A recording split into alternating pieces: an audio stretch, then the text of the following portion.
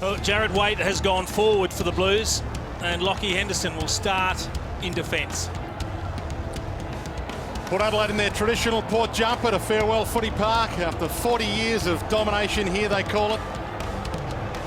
And this jumper means a lot to Port Adelaide people. It represents them as a group, as a club, almost the same way as the Australian flag is treasured by the Australian people. And a few Blues fans at home probably love their jumper just as much, you'd say, and not happy they're wearing the white strip against Port Adelaide here away from home today. Warnock in the ruck, first knock down. Bell couldn't get the clearance. Tui steps a couple, rolls it. Logan back into the side this week, kick smothered, finds Schultz, flicks a handball long. Pittard inside 50 for the first time. Lobe starting at full forward, beaten by Henderson. Well, that's with Renouf coming in. It allows them to play an extra tall forward. Lobe starting there and Henderson picking him up. Leaves Jamison on Schultz. Corns to Ebert, to Boak, to Wingard. And here is Lobe in a one-on-one. Yeah! Wow. You don't see that from ruckman resting forward too often. Just the ability to, with one arm, to work your opponent out of the way and trap the ball with the other. That's classy. Yeah, it's a great start by Lobe, and of course Port Adelaide coming here today thinking that Carlton probably had too much to gain, Jason. You only had to be in the grandstand for 10 minutes as we were prior to the game to realise what an historic moment this is for the home club. And if he gets this one through, the roar is going to reverberate through the ears of every Carlton player. Kicking two, the Port Adelaide end hits the post. Has had a great season though, Matthew Lobe. It's an unfortunate start though. I mean, there's no way that they're going to have a resting ruckman forward all day. And they're going to play a few bursts there. Yep. And to get something out of it while it's happening, get a goal or two here over the course of the match would have been a bonus. It does get Henderson away from that centre-half back position, which is a bonus as well. There was Renouf for the fist, to Bryce Gibbs, Casbolt. You've got Cruiser and Eddie Betts forward. So they've done pretty well, but intercept marking is such a big asset in football at the moment, and that's a good start. Holmes back into the lineup this week. Big job for Trengove too on Jared Waite. Once again, the intercept by Eddie Betts sets it up for the skipper. So Murphy to Walker. That was a great kick because there was nothing forward except for Trengove, who dropped off Waite, so he had to go backwards to hold it up. Heads wide. Menzel, half-man handled, out of it. Young. Played the last 3 games in a row after coming into the side for the first time this year a few weeks ago. Wants to hold his spot for the finals. And Logan back into the lineup this week. And you're heading into finals, you kind of want Tom Logan to be playing. Arguably the toughest of all of them out there. Trengove. Waite doesn't really come at him hard. Back to Logan. Really good defence by Carlton. They shuffled across nicely. They're bringing the ball back and they've opened them up. So Cassisi also back in this week from a hamstring. Schultz, dangerous. Oh, an aggressive kick. It hit the mark. That just had to be taken. Yep. Both players went in hard. Bell gave it to Simpson, coming off that amazing game last week, 33 possession game. It was almost their best. Eddie Betts. Cruiser wants it long. It's in his direction. Honch is his man. And Cruiser got hands to it. Couldn't bring it down. 2 players, eyes on the footy. And that's a direct consequence of the sliding rule. Both players could have slid in. They didn't. Both players get up. No breaks. Broadbent. Dangerous, but it comes off Colhoun.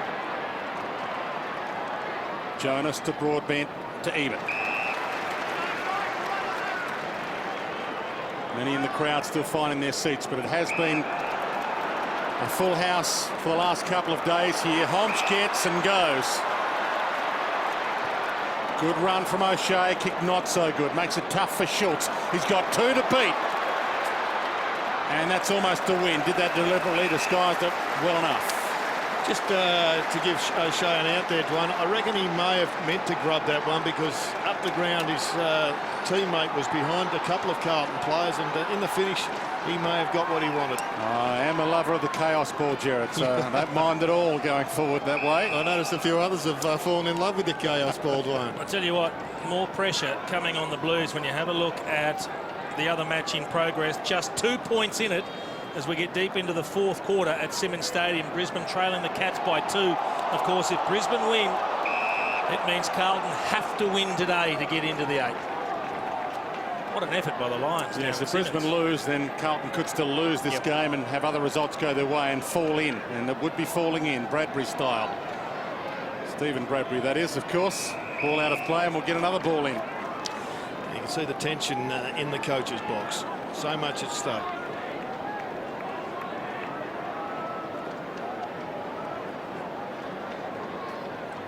Renoff. He was a late in. If you've only just joined us, wasn't expected to play. Robbie Gray, a late out. Mark taken by Homsch, who started well. And Dom Cassisi running with Mark Murphy, the skipper. Colquhoun to Trengove. Good movement. Logan's out wide. He wasn't spotted. Back to Colquhoun. Corn still got Logan. There it is on the overlap. And Montfrey's in the pocket. One ex-Bomber who will be playing in finals this year. Played for the Bombers last year, of course, and there was the trouble at the club, but he will be playing in September in 2013, Angus Montfreys. Andrew McInnes, his opponent, will have his hands full. Tough kick. She looks good. Makes a good fist of it. That is spectacular. What a way to start. Well, make no mistakes, this is going to be one hell of a fight here for Carlton. Port Adelaide have jumped out of the blocks. They look really sharp, they look impressive. And when you start slotting goals from angles like that, you know the footy gods are running with you as well. Here's Montfrey's running back, gets himself into a pretty tight position, but just goes back nicely and slots it. McInnes will know you just can't concede any mark because it's so tight. Great shot there from the goal umpire, Cam.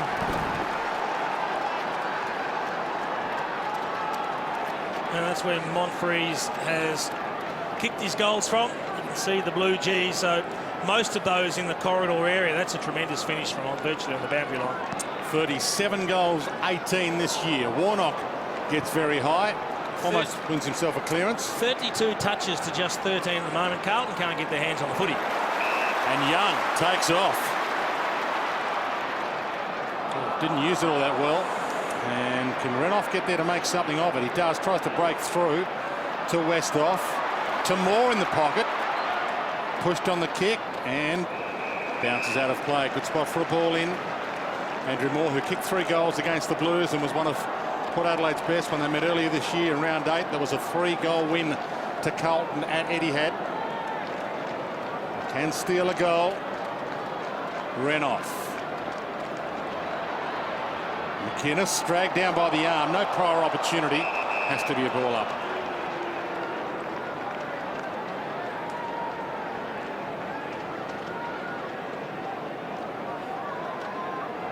Tossed in the air. Renoff again. Schultz had a piece of it.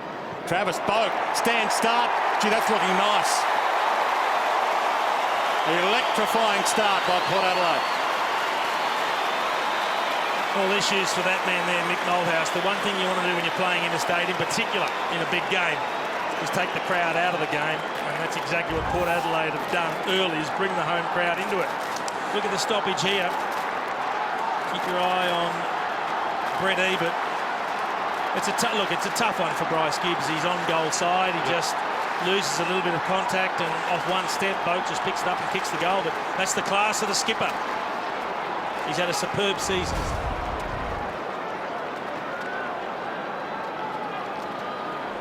And some talk in Melbourne this week that he won't make All-Australian Travis Boak. Extremely unlucky to miss out. Ollie Wines head-to-head on Jeppy Garland at the stoppages at least.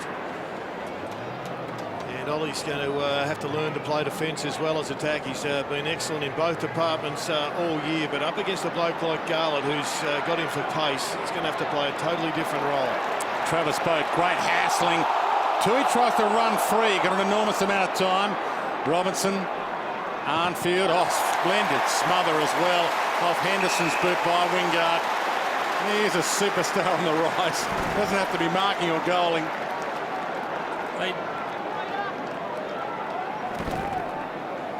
They do give you an eternity to get rid of the footy. Lobe rolls into it. Ebert. Colhoun started well. Corns at a nudge. Wingard saw it out of play. No free Corns. 13-0 at the moment.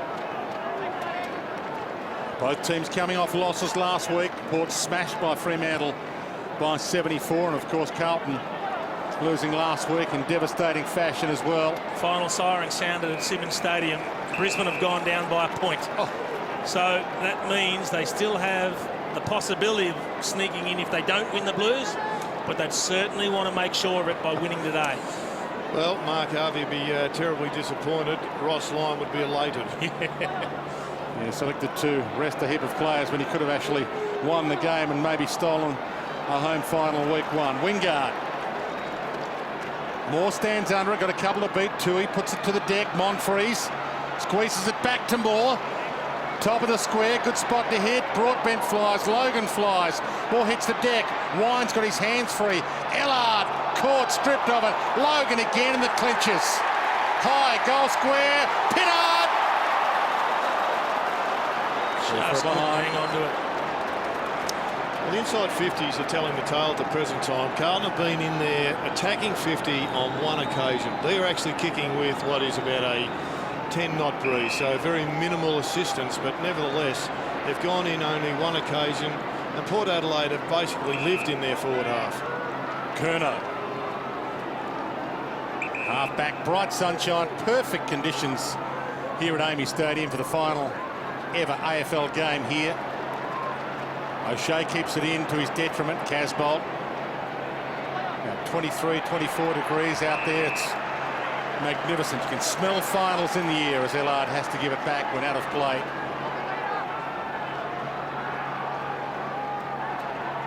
Shortish throwing. Advantage paid. Big break for the Blues. Murphy bangs it long. Eddie Betts is in a good spot. And a free kick against Menzel for a nudge out. Illegal Shepherd. Well, the intent was there, but the execution just left a little bit to be desired. But at least it was a genuine attacking move by Carlton. Casbolt plays on quickly, floats it back, and there's the instant turnover. They do look a little similar, these two jumpers, and O'Shea's got it back pocket. Two of the worst kicks you'll ever see. Yeah, I don't think the jumpers had anything to do with the turnovers. They were just dreadful kicks. Here we go again. But I think you make a fair point to one. If you're going to have an away strip, it's got to be significantly different to the one that we're seeing. Just where that beautiful traditional weight goes up, lets it go behind. Almost Teddy Betts on the line. Just having a look at this, Jared, at ground level, it looks like they're setting up a couple of loose players off the back of each stoppage as we see the third eye there from the goal umpire, very close to being a goal. Port Adelaide is setting up behind the ball, trying to make it a foot race or a work ethic battle on the way out, and it's working at this stage. Straight down the middle of Trengove. Really clever kick. Just a 7-possession game last week against Fremantle, his lowest number for the season. Had a pretty good year as well, though. Jackson Trengove heads wide towards Lobey. Doesn't get there to attempt to mark. The Crumb on the run. Monfries got his arms free. Cassisi lends him a hand. Thinks about Wines. He put him in a hole. Now, was that prior opportunity? You gave it to a guy who he knew would be tackled. It was team prior opportunity claim, but unfortunately that's not what the rule is. Ollie Wines is just put under the enormous pressure, had no chance. He dragged two players over to him and then put it on his chest and said, "You cop that." Wines to Corns. Oh, big push out. Westhoff's ball. Interesting matchup, Andrew Walker on Justin Westhoff. He's going to give away a lot in terms of height. Ebert dropping back, brilliant. And wouldn't Port Adelaide fans love seeing an Ebert in the prison bar jumper number 7. He's been one of the great recruits, this bloke. Couldn't quite get a consistent game at the West Coast Eagles. Did the deal to come back home, and he's been just such a star for his new but old club. His dad Craig wore this jumper. His uncle Russell wore this jumper. His father-in-law Bubbles wore the jumper, and he rams it through. Great work ethic, great team responsibility. He displays all of those notions that coaches love, and there you can see the reason for the push out. With He's that just too height small. advantage, exactly right. He needs to use his athletic skills.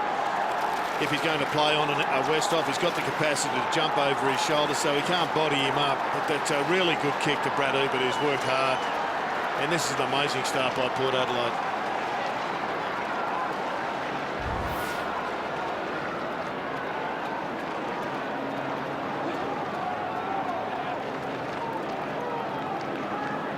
As Gerard Healy told you earlier, if anything, Carlton started this quarter with a slight breeze, but it has dropped now. It's almost non-existent. Touch play on was a call and thrown out by Arnfield. Simpson drives his way inside 50. He was spectacular last week, and he starts in spectacular fashion this week. Well, that's the sort of response Mick Moldhouse and Blue supporters are looking for. Simpson, you'd reckon, to be right up there in their best and fairest, if not the favourite this year. He's on the end of a really deft handball here. There it goes from Arnfield. Magnificent play, and the finish was superb. He's played a lot across half-back this season, has Adam Simpson, and he's there again today, and he's pushed forward. Kate Simpson, I should say.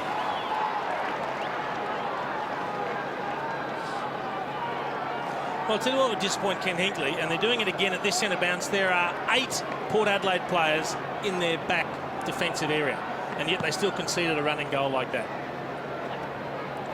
Good contest in the ruck. Walker quick in off the square, but kick smothered. Good attack from Bell. Against the grain, though. Flies it to Simpson. Brilliant. Robinson. Kicks to Casbolt. He was the 1-on-2. Fantastic grab. It's an interesting tactic, Jerry, to start with a couple loose behind the ball when you've kicked the first 3 goals of the game. Well, it's worked for them, Jason, and they're going to stick with it, you'd reckon, until the scoreboard demands a change. But once again, Kate Simpson coming off that half-back line. He's been a hell of a player for them this year. Might still play his 200th in the finals if they win their way through the Blues. We mentioned All-Australian. You'd be staggered if Travis Boak doesn't get a game, but there's always a half a dozen players that miss out that deserve to be in. Simpson's in the same vein. Oh, Renoff's plucked that from nowhere. It was 4 deep. Now he's playing to stay in the side, obviously, as well. Replace Robbie Gray, late withdrawal. Sets it up for Schultz to have a crack. Tried to beat him. Big crowd, party time. Lobe tries to give it off. Couldn't quite squeeze it away. Let's have a look at Renoff's mark into the side to help out with the ruck duties for Lobe, and that's a good hanger. That was an unrealistic leap, and yet he marked it. Brilliant. One out the back was just way too easy. Gibbs long, Gowan inside 50 on Broadbent. You can go back and have the shot. Yeah, Ken Hinkley won't be happy with that, although he was a little bit exposed because of neither ruckman getting their hands on the ball. So Bryce Gibbs was just sitting out the back, got a picnic, and delivered a magnificent kick. Is this his last ever game for the Blues? Chris Yarran.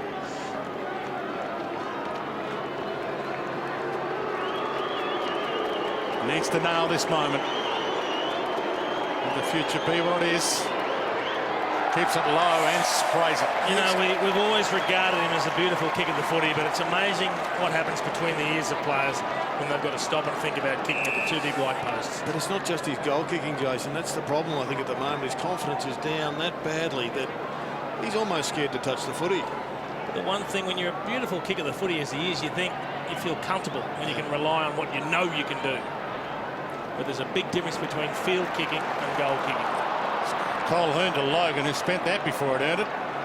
Try and give it back to Colhoun. Turnover, though. Gibbs to Ellard, and he turns it over. Touch ball. Broadbent told to keep going. Somehow winds. I'm not sure it was meant for him. Monfries can't trap it. Jamison right with him. Ball in. Kingy, you've been impressed by Port Adelaide's aggressive kicking from the outside corridor, coming inboard a number of times. It's high risk, high reward. It is, Jared, and I think their work rate's something we undersell at times. I'm just watching Jasper Pittard working behind the ball. He's the loose man at the moment, needs to stay involved. Almost there. Yep. Almost grabbed that. O'Shea hands it up just in time. Good attack, Simpson just couldn't run with it. Now Pittard does. On cue for you, Kingy. Good kick too, out in front. Fantastic spoil though, Cruiser. Got back on Renoff. Still alive. Corn shovels it out. Wines looks up. He's got options aplenty. Boak.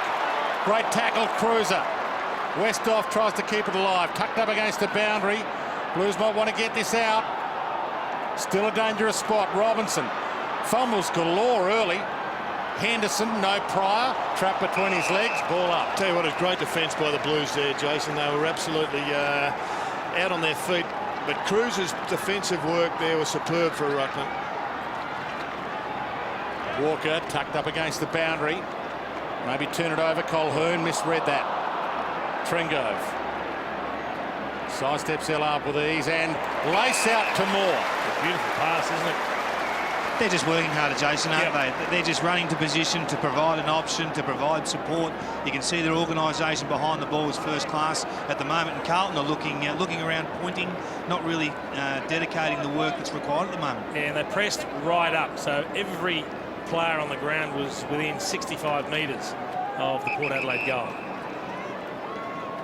Mentioned his biggest goal-kicking game this year was in round 8 against the Blues when he kicked 3. He's kicked 9 goals 4 this year. Sprays that. It's coming back. No one can pluck it.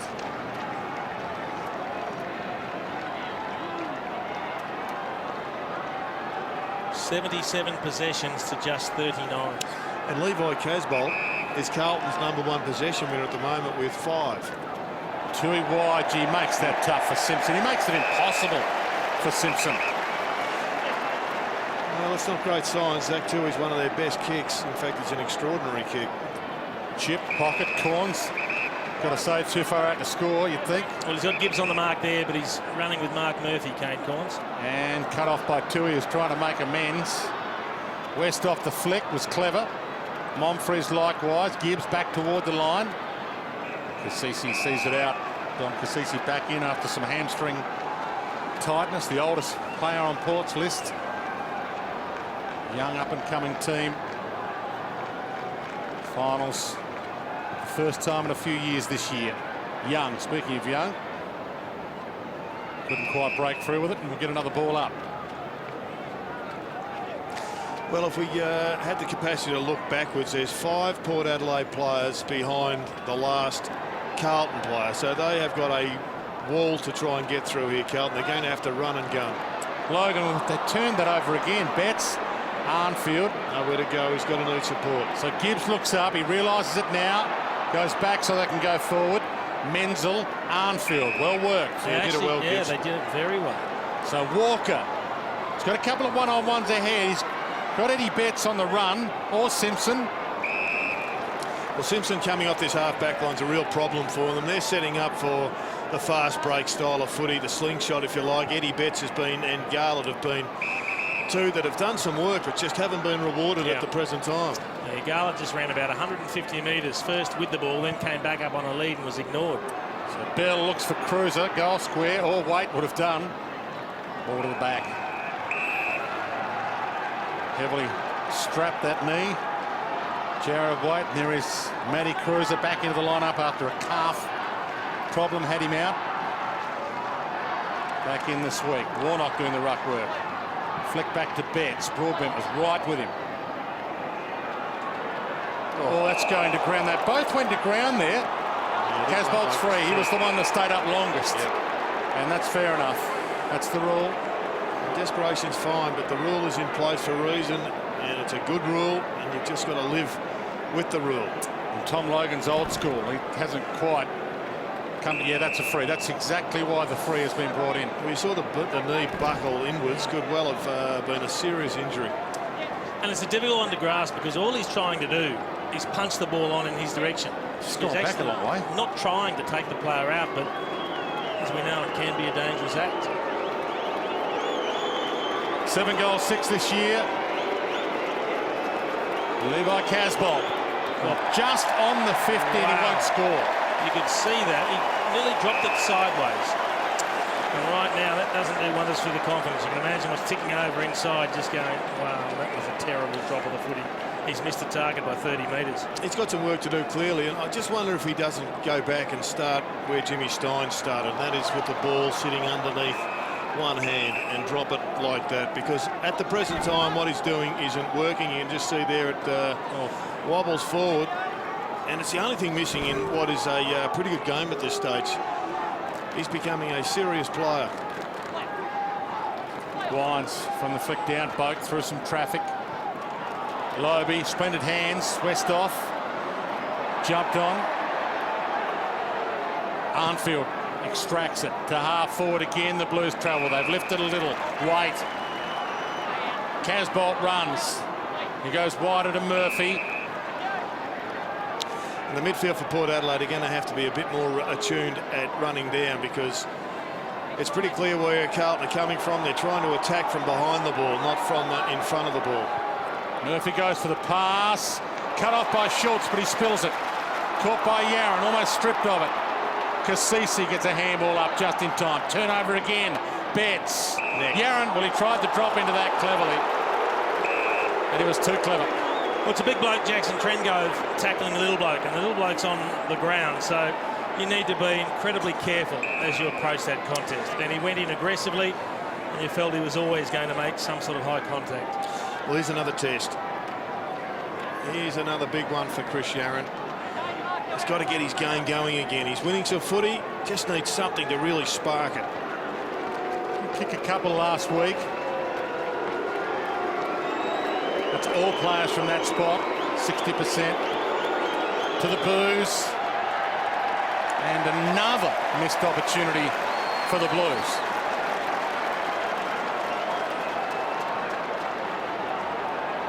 We saw what happened when they wasted all their opportunities last week, the Blues. Yeah. They should have put that game to bed well before the final siren, and in the end it was stolen from them. And they've started in exactly the same vein today. 1 goal for, and they've been regulation shots they've missed. That's the comparison, isn't it? They're getting missing regulations, and at the other end, Port Adelaide Kicking it from everywhere. kicking from the boundary. Outstanding mark, Ollie Wines. Hands off to Ebert. Floats one to Schultz, good enough. Back to Ebert, open forward line. Who does he want?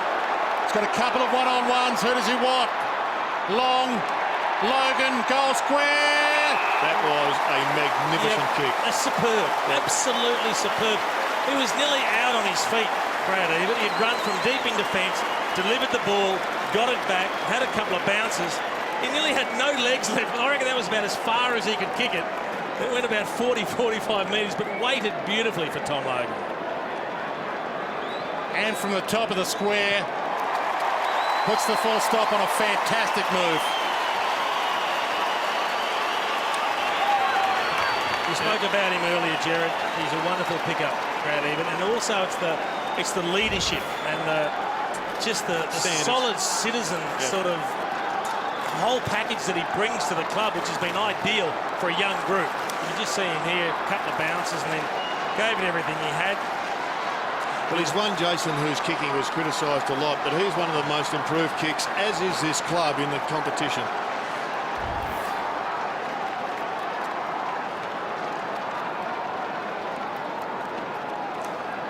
So there's last week. Look at all those very kickable misses, all the B for behinds from the corridor, regulation shots that they sprayed everywhere. And they've started in the same vein, and that'd be really frustrating Mick Malthouse. Wingard looked up and he gave that to Mitch Robinson, who kicks to half forward. He gives it back as well, although his son may be a problem for O'Shea. Trouble. Yeah, lost his feet as well. Double mistake. Short pass, Waite. Yaron tried the shimmy on Broadbent with 54 seconds left.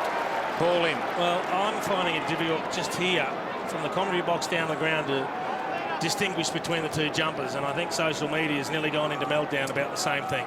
It's just not good enough. No, it's not, and they've got somebody at the AFL whose job it is to make sure this doesn't happen, because it's happened for a decade. You just put the Blues in their traditional strip.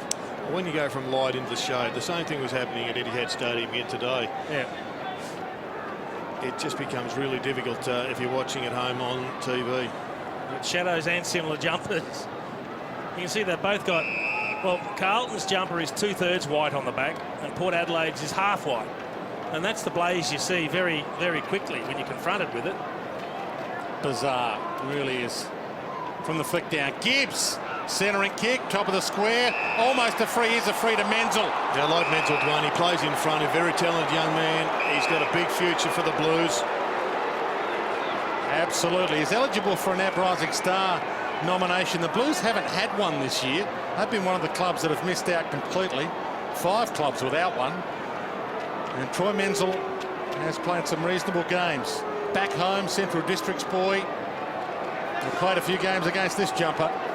Jason, what do you think about the length of run up here? Good, bad or indifferent, it doesn't matter, just do your own style. You go with whatever's comfortable.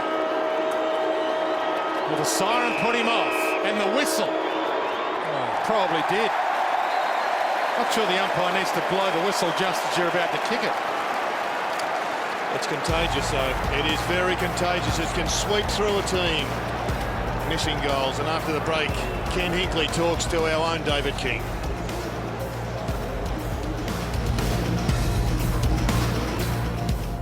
They're winning plenty of the ball, Jason, but they are working harder once they win the ball to go up and down the ground. They're carrying it better, they're executing better. But Adelaide cannot go up or down. I'll finish 7th regardless of whether they win or lose this. But the Blues, in essence, the equation is they win, they're into the finals. And they lose, they're in the hands of the gods. North Melbourne and Collingwood to play tomorrow, and of course still the Adelaide West Coast Eagles game to come as well. One end of the ground we've got a ruckman at full forward. The other end of the ground we've got Eddie Betts. Even. Bouncing ball to Monfries. His hands free to the run. Colquhoun left it behind. Simpson on the rebound. Slick hands. Bryce Gibbs bangs it long. Good spot to go to. Eddie Betts plays behind. Steals it. Gives to Yaron. He's missed a couple. Won't miss from here. Finally. Well, just a drop mark, and it was exposed by the Amigos. All through them on screen. They're all happy. And if they can get a few more goals collectively, Mick Malthouse will be happy. It was a good rebound once again. Kate Simpson coming off the wing got involved. And then the long bomb. Eddie Betts was trailing in, very good hands. And that dummy, you could almost have written the script. I think Jeppy Garlett would have liked to get on the end of it.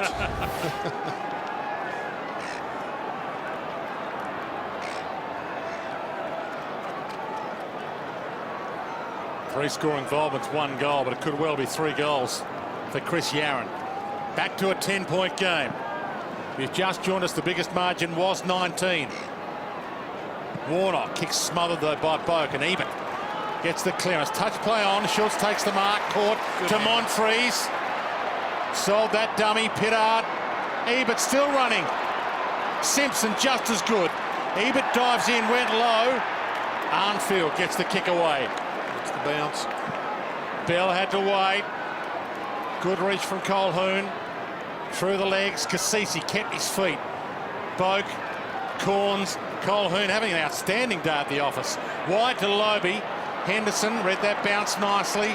Boundary line his friend, that he knows it, and he finds it. It's a worry, Jason, that you could see that it was going to be a one-on-one with a Paddock, and it was only Port Adelaide. I think it was Pittard who got over there. It might have been O'Shea. Whereas Carlton didn't have anybody prepared to run gut bust to get there. Yep. And the shortish throw in. Warnock caught. Cassisi ducks out of it to Boak. Corns inside 50 just. Diving Schultz. Did he hold it? Umpire said yes. That's a great effort. He was just about the only player that had his eye on the footy. Everyone else was running back expecting the long kick. And the ball got skied, it floated forward. He had eyes only for the footy. And that was a tremendous effort to get there. I think it caught a little bit of grass, but he had it in control. Happy in his arms. Happy to play it.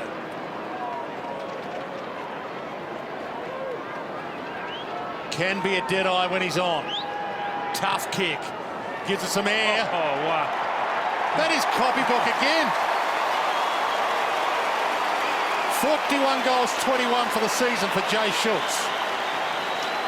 And you said he can be a dead eye when he's on. He's on most of the time. And you talk about your routines. He has the same routine every time he goes. A lot of players' heads snapped up thinking the ball was going deeper into the attacking 50. Eyes only for the footy, Jay Schultz. Lucky he didn't wind himself landing on the footy. But that's a superb kick from there. A brilliant kick. Yeah, he's always been one of the great kicks at goal. And he's been happy with that one. A nice celebration.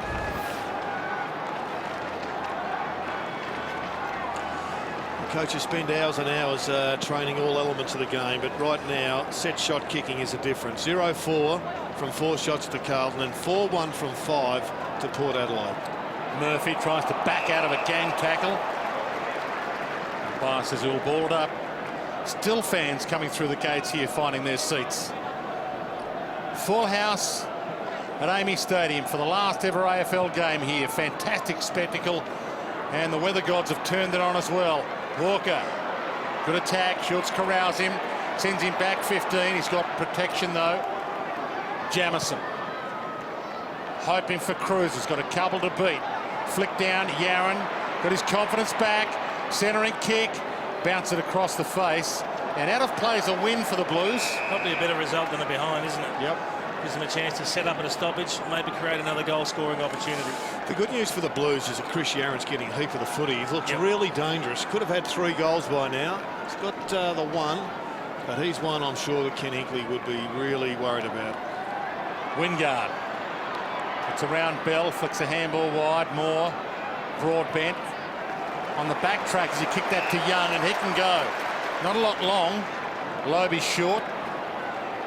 Clever pass, he had to get it back. Another stat, Monfries. Corns. Wingard. Clever. She's a clever kick. Oh, he's got Monfries running forward again. O'Shea puts it in front, lets Monfries run. If it sits, it can go. Have the shot. Stroll into 40. And misses. He was celebrating, must have flipped the post. Oh. He was off celebrating, so he's just flicked the post, and that is a let-off for the Blues. Have a look at this. Yep, just glances it. Great decision by the goal umpire. I love what Port Adelaide are doing from a coaching sense here. They're making Carlton, or they're forcing Carlton to go coast to coast the hard way through their extra numbers, their spare numbers behind the ball. Carlton not renowned for stringing a marking chain together. 15th ranked in the competition for marks, and it's showing. That's a horrendous kick because Yaron was 20 metres clear and missed by a teammate. That's what's killing them at the present time. Their work rate is up and about in the respectable area, but they are just chasing the ball because they keep turning it over. Kasisi to Colhoun, who's having a party. Not anymore. Dragged down, party over. Uncontested possessions, 83-30. Carlton just cannot keep the ball, can't string a chain of possessions together. Garlett to Bell. He's got Cruiser running back to the square. Tringo turns his back. Cruiser, half held, might still trap it in goal. Eddie Betts wants it short. Given to Eddie, takes them all on, opens up the angle, and Misses. Did everything right, except kick it. And it's looking really dangerous. They're small defenders at the present time. They're getting absolutely butchered, but they are not being hurt on the scoreboard.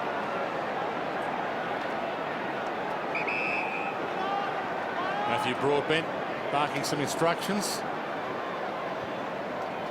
Ran off his target. Schultz is there, front spot. Jamison almost the fist and then the follow-up mark. Gibbs slips it out.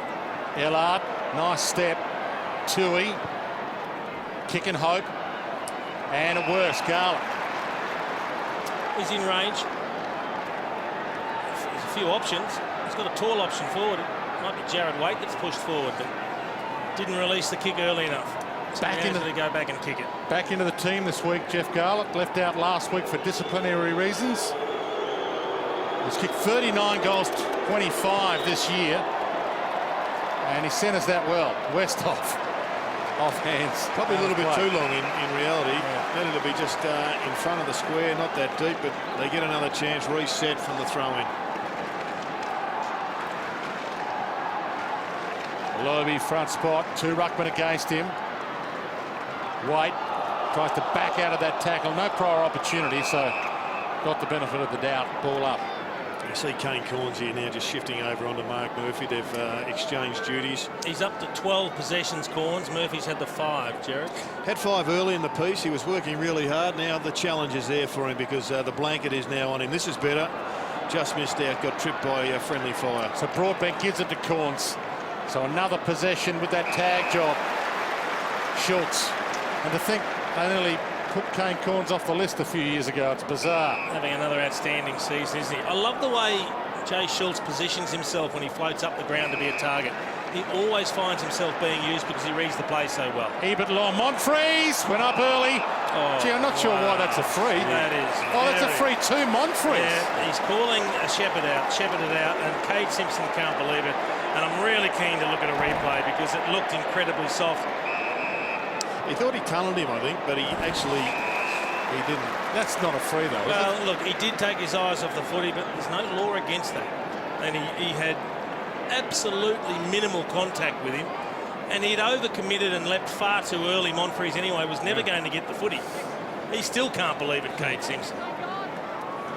In the meantime, Aaron Young, 3rd game of the season.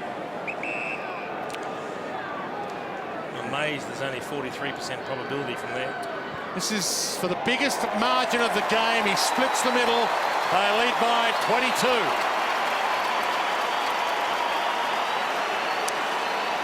Well, just one side of one end of the ground, as in Port Adelaide. They are taking the best of their opportunities. Here's the free kick again.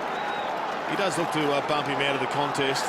I think you're also entitled to look back and see if you're about to get a knee in the head or if a bloke's going to jump on top of you or what he's doing. Mick Moldhouse can't believe it.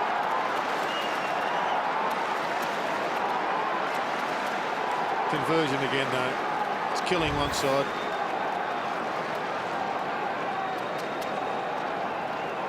Been a handy pick-up, Aaron Young. Pick 36, part of the compensation for Nathan Cracker going to the Gold Coast. And, of course, Nathan didn't last long at the Gold Coast. Port Adelaide have made the most of that, and their recruiting has been very good in recent seasons. Crazy scramble in the middle. No one going anywhere. Just looking at how they're scoring their goals at the moment, Port Adelaide, they've scored 4 goals counter-punching from their defensive half. That's sheerly down to work rate. Carlton just the 1. So that's the gap in the game at the moment. Monfries to Moore. Pittard. And it bounces. Arnfield right with him. Pittard goes for the line. In defence, that's almost deliberate, but in attack, doesn't get paid. Let that last centre bounce had Justin Westhoff starting about 30 metres out from goal as a spare net man. Now he pushes up. Levi Casbolt has gone to him.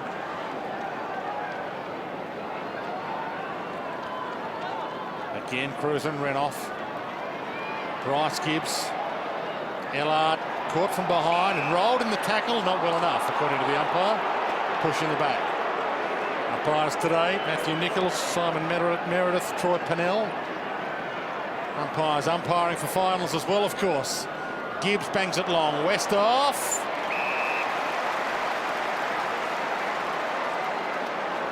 Once again, the aggressive kick inside has to hit a target and it does open it up for the double shuffle. So Jonas Colquhoun Hompsch just gets the kick away in time. Oh, pretty good effort from Renoff in the end. Interesting attack on the footy. Yeah, but it kind of worked. Robinson slides away from an attempted tackle. Port with the numbers. Through some hands, and they've got enough there to mop it up. Hompsch. Corns. Little 1-2 works to release him. That's 4 metres. Boat caught.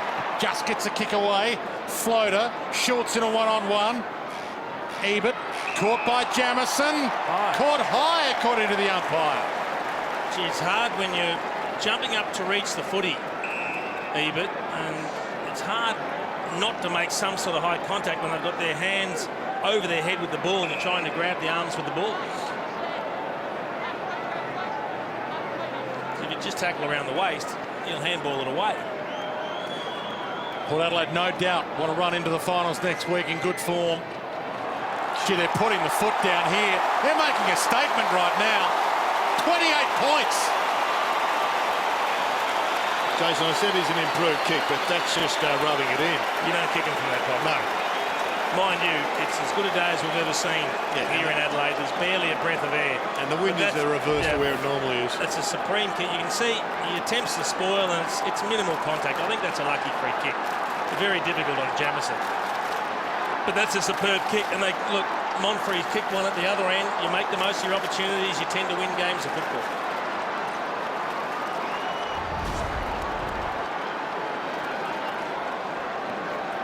It's a big effort to make the move back to his old home.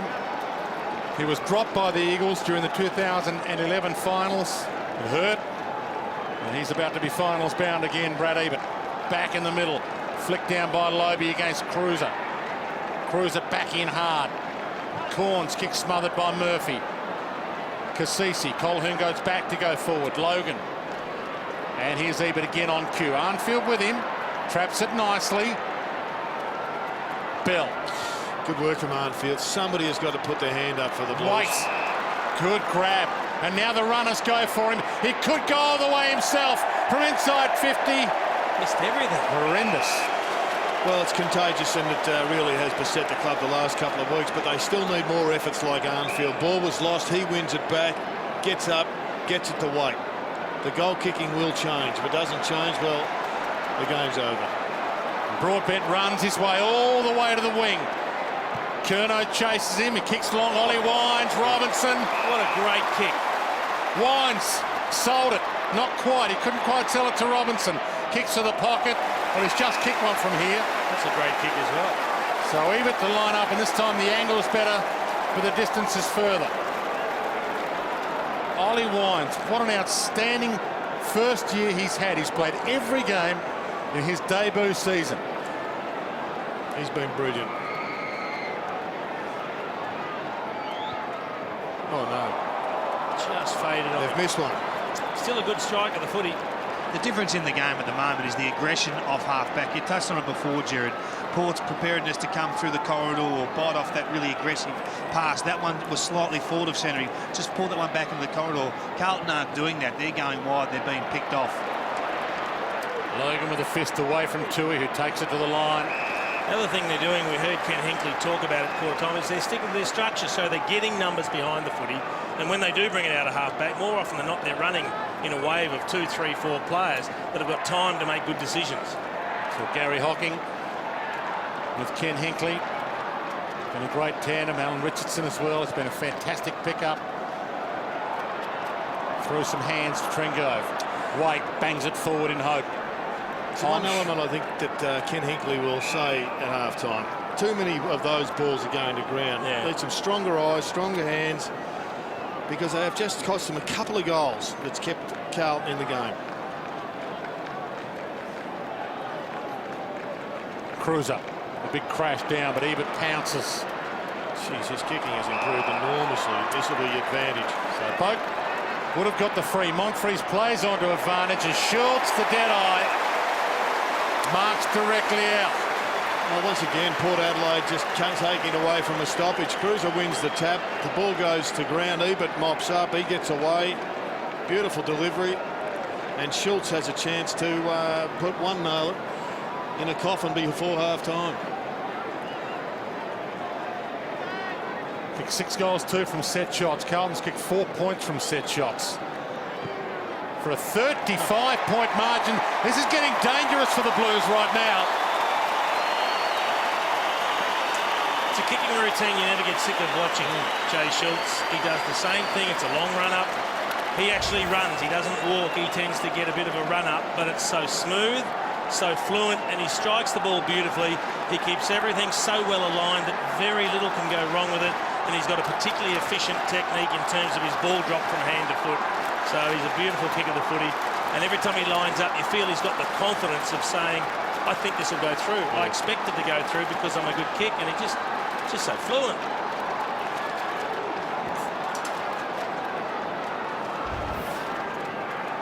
I just noticed Zach Tui there. You can't anticipate the umpire bringing the ball back.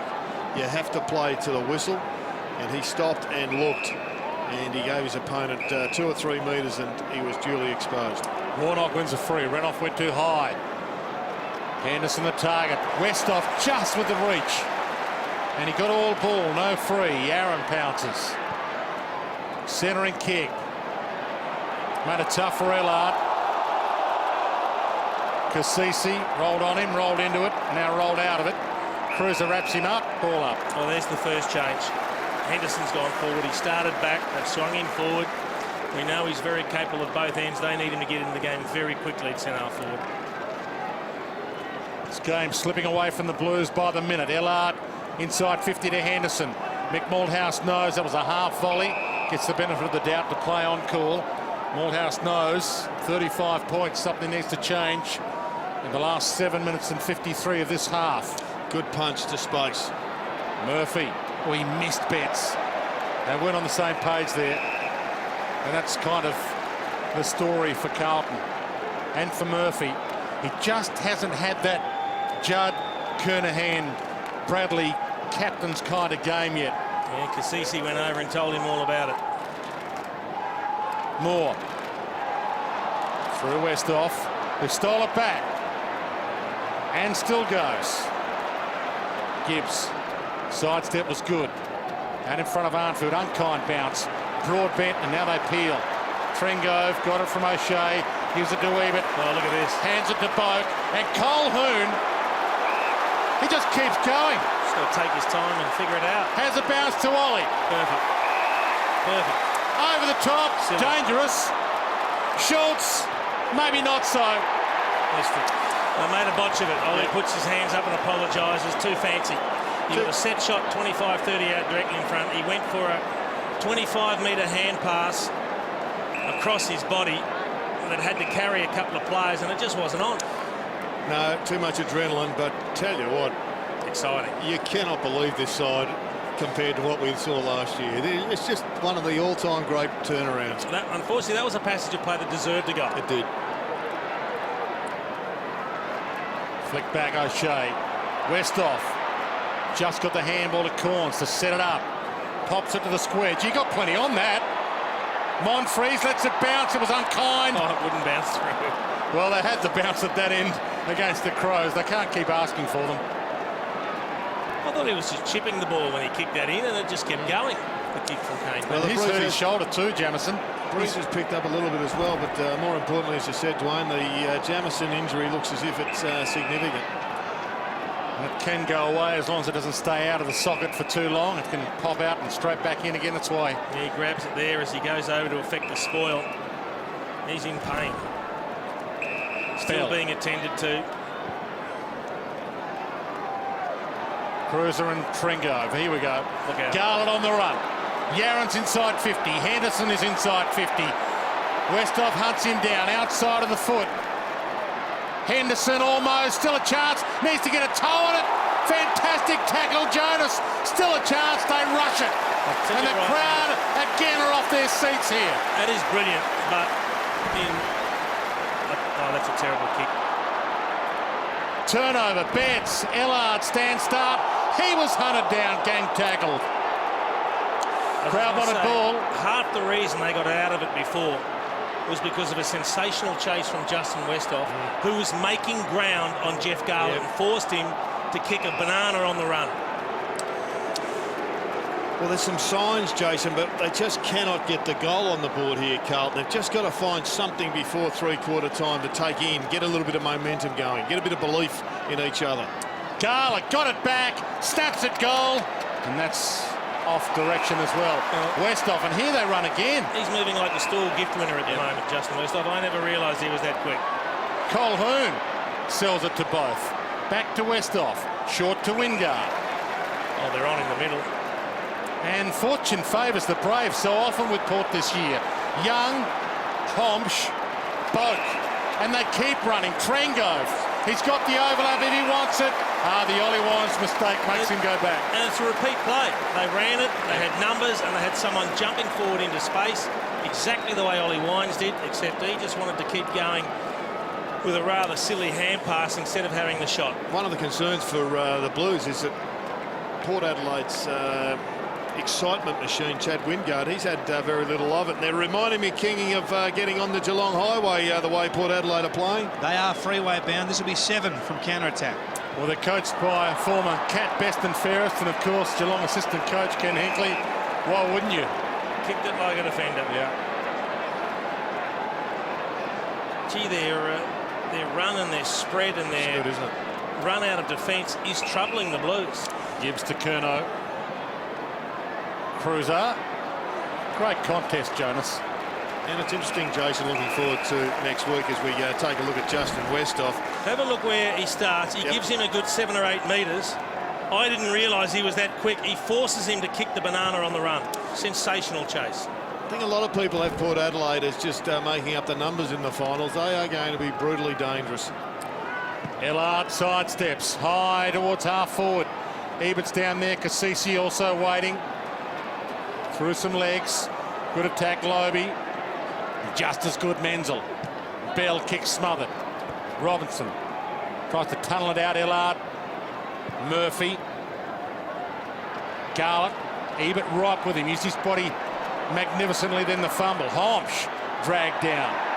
Henderson wrapped him up. No prior opportunity. Gave him a push, according to the umpire. Well, it was a Goal late for the right decision ball. when he effectively saw him lying on top of him. They just can't lock the ball in here, Carlton. No. No. It's coming out far too easy. It's credit to Port Adelaide, but gee, the defensive work of these forwards has been poor. So here they go again. Broadbent. And now Pittard. Options are plenty forward. Schultz is the one he wants. And he got pushed after the kick. He's out on the full, so he'll end up coming back to where he got pushed. That's one of those. It was another great chase by Armfield, but he made the effort to get there, and then he just thought, I've made it this far. So my understanding was if it went out in the full, it actually went back to where you kicked the ball. But nevertheless, doesn't matter. Moore, top of the square. Through hands dangerously. And Walker. Well, he thought about fumbling it across the line. Well, we're looking for some response, and Kingy, I guess you're looking at this stage to have a physical response by way of defence. O'Shea to Young. Outstanding kick with the outside of the boot. And Young, who's already kicked one this quarter, can line up with what's probably the same shot he had last time. I think right now Andrew Walker's regretting that decision not to rush it through Dwayne. Carlton can still lose and make the finals. There's a lot of teams watching this. Port Adelaide will either play Richmond or Collingwood next week. They'll both be watching this. North Melbourne, of course, hoping Carlton lose. They'll be watching this. Young can't nail that goal, with Port Adelaide by 37 in the shadows of half-time. And coming here, Dwayne, we believe that Adelaide or West Coast would have to win by 60 points. In fact, Adelaide need to win by 60 points. Well, the gap, if it's helped out by Carlton failing by that amount, will just come down to a win or a loss. Very good point you make, Jared.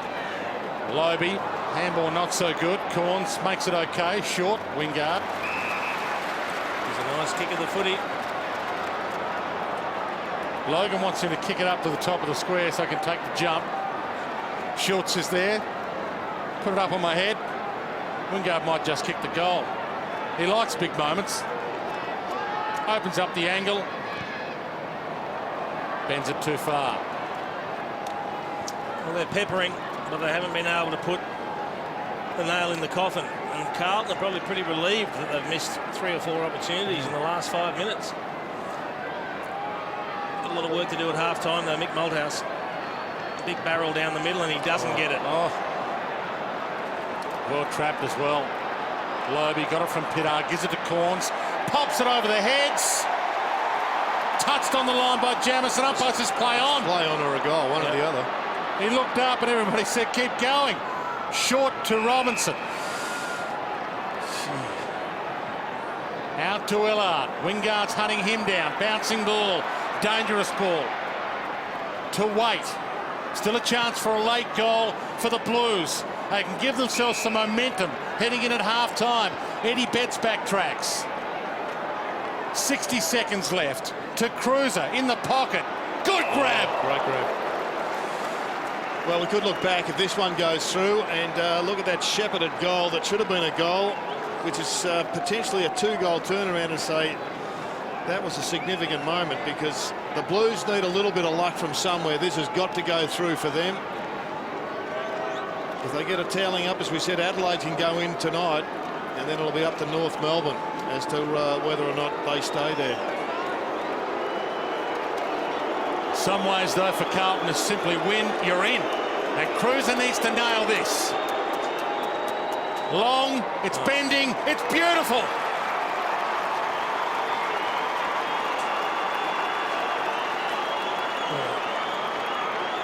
That is, needless to say, incredibly important kick. There's the spoil, so the ball never fully crosses the line, and you get a great look at it from the third eye there. And then this is a terrific mark. Renouf couldn't get there to affect the spoil, and importantly, Cruiser, unlike a lot of his teammates, he was able to go back and slot the goal from the set shot and just breathe a little bit of life into Carlton's chances today. Still a chance for one last score. 19 seconds from half-time.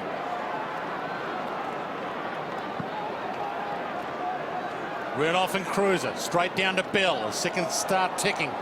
A roller forward by Robinson. Schultz gets back. Down to 8. And Boak should take the mark, and that might do us. Did he juggle that out of play? Won't matter. Half-time here in the final AFL game to be played at Amy Stadium. And right now, the finals bound Port Adelaide. Last played finals back in 2007 when they made the grand final and were smashed by Geelong by 119. Looking solid as they head to September, but a big second half still to come. Port by 32 to a full house. And 32 points right now is not insurmountable for the Blues if they can get it motoring. Well, if they're going to make a change, Jared, they've got to start finding the footy. I mean, you can't have 70 or 80 fewer possessions in a half of footy and expect to be in the contest. Yeah, they haven't been able to keep it, have they? As much as they can win the hardball contest, they have not been able to string any sort of change of possessions together. Too many turnovers, too many drop marks, too many wasted opportunities in front of goal. You just joined us. The biggest margin of the game was 38 points. It's 32 right now. Gibbs with the clearance wide. Menzel on the run. Homsch right with him. Almost throws him away, does Homsch. And tackle overzealous. Gibbs with the free. After getting the clearance, kicks it inside 50.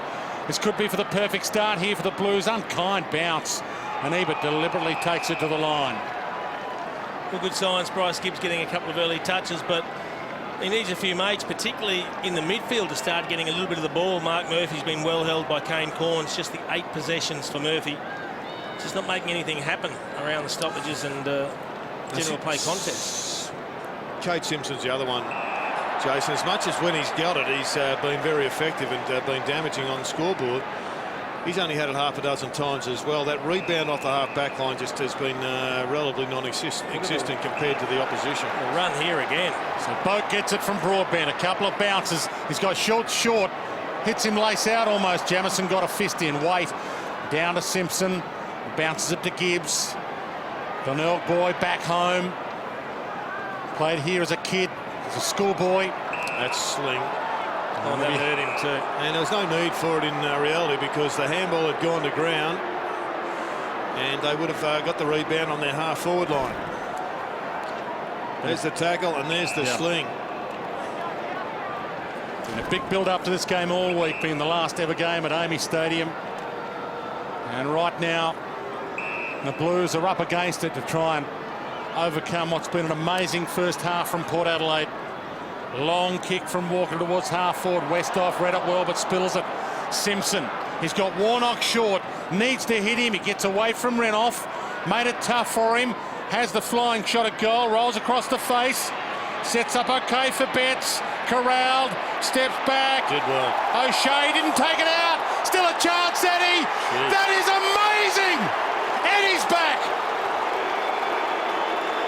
It's an incredible goal, but I'm desperate to see the boundary line again and see how that ball wasn't over. O'Shea looked like he'd corralled him perfectly. He didn't get beaten on the open side. He didn't let him sneak along the boundary. You see here, he backs him. Oh, that's over the boundary line by the looks of it. I think that's why O'Shea gave up his position, because it did look as if it went over, but it's got to go 100% over. So let's just see. The boundary umpire couldn't be in a better position. That one is inconclusive. We'll have another look.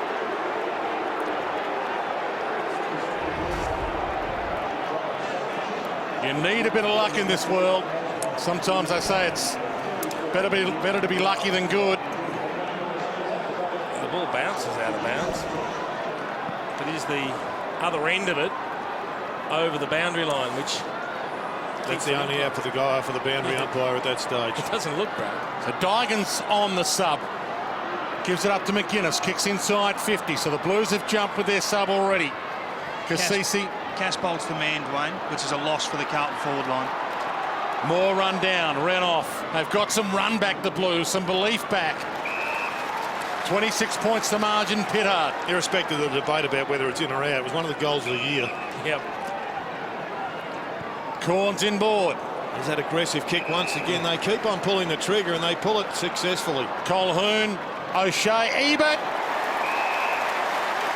Colquhoun, 18 years of age, just his 8th game.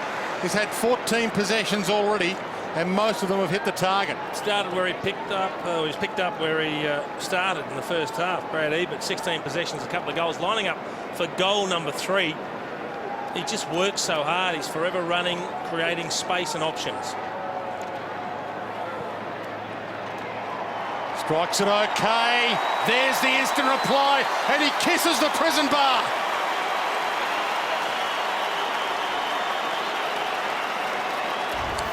Massive response here from Port Adelaide. There's that inside kick from deep outside into the the midfield corridor, and just great transitional running by Brad Ebert. You can see him wiping his brow, wiping his mouth, getting ready for the attack on the goals, and he is having one hell of a game right now.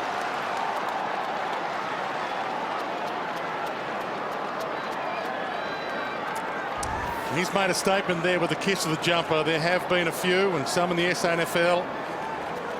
Maybe this could be the last time you ever see this jumper worn by a Port Adelaide team. It could be about to be culled. It's been one of the big talking points here in the last couple of months. Is this the end of Port Adelaide's brand? You might be seeing it unfold before your eyes. It's not just about the last game at Amy today. It's about this jumper for the fans as well. Monfries. Some say if you take this jumper away from Port Adelaide, for many, it's not their club anymore. Monfries from 50. Doesn't look confident about the distance, does he? Full house here for this last game at Amy. Strikes it well, drives it long, just misses to the near side. Well, we know that Kane Corns has done an exceptional job on Mark Murphy, but it's getting to the stage where Carlton nearly need to lock onto Kane Corns because he is distributing the ball left, right and centre. Wait. And a lot of talk about the clash of jumpers as well. People watching at home have found it difficult. Curnow. I'm sure the Blues fans would love to see their team in their traditional strip as well. Just be thankful we're showing it in high definition, Dwayne. You wouldn't be able to see a thing. That's right. Wines. Corns bounces it to half forward. Monfries, good attack. Wines. Here's Ebert. Strolls into 45. Oh, he's saving his best for the last ever here.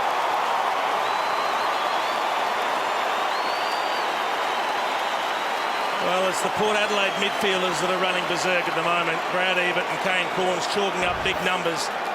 Corns 20-odd possessions, but it's Ebert that's doing the damage on the scoreboard. And his first couple of possessions in this term have resulted in goals. So we've got 4 goals to Brad Ebert. And he is cutting a swathe through the Carlton defence. Just having a look at the champion data rankings points, and he is absolutely BOG. Yeah, champion data ranking points tell you that this bloke is by far the best on the ground. If you get 120 or thereabouts, that's an all-Australian type of game from midfielder. Right now, with a quarter and a half to go, he's got 115. He is... That could be a big number. It could be a massive number. In fact, they've blown the stats up here. There's no stats for the media here at all at the moment. Simpson breaks free from half-back. Blasts it to half-forward. Westhoff. Cruiser attacks it. Colquhoun well again, the 18-year-old. Tringo to Ebert. And you talked about it being contagious earlier, Gerard. Great effort from young and old. Yaron trying to inspire them. He takes them on, runs to 50. Can he equal Eddie Betts' performance? Goes to the square. Betts off hands. Didn't go for goal at least, Yaron. Tried to do the team thing, and Young has it at half-back. Colquhoun. I think they needed that, Carlton. They needed Yaron to show a little bit of spark, a little bit of life. That was almost the perfect play there for Carlton. They're not out of this game. It's 39 points, but I can see a little bit of fight here, a little bit of resilience, a little bit more overlap run, and they will make a charge. Colquhoun again. Gee, they're using the ball well by foot. They've opened it up To Logan. It's been a good addition again today. Short pass. Renoff, probably not the pass target. Wingard about to pounce from 50. Centering floater, top of the square. Great pick on the run, Daigan. It was, Dwayne. That was a magnificent attack on the ball. It was one of the first times I've seen Wingard pick the wrong option. Walker towards Henderson. And the ball rolls out. He had the short. Schultz was there. That's the target he needed. Here's Yaron. And there it is to Eddie Betts. It was perfect, but Eddie couldn't quite grab it. Wines. Couldn't quite. Neither could Bell. Neither can Warnock. Ebert. No prior opportunity as his grab. Finally, Lobe. Yaron. Walker. Not too many options unless you can hit Curnow in the middle. So Curnow and O'Shea will hunt it down. O'Shea. Now he dragged that under. Umpire will ball it up. You've just joined us. The equation is simple. Carlton win. They're into the finals in 2013. They lose. It's all dependent on other results. Gibbs bounces it inside 50. Good Garlett, defensive running here by Westhoff. Westhoff. Missed his target by hand, mops up his mess. Colquhoun. It's been everywhere.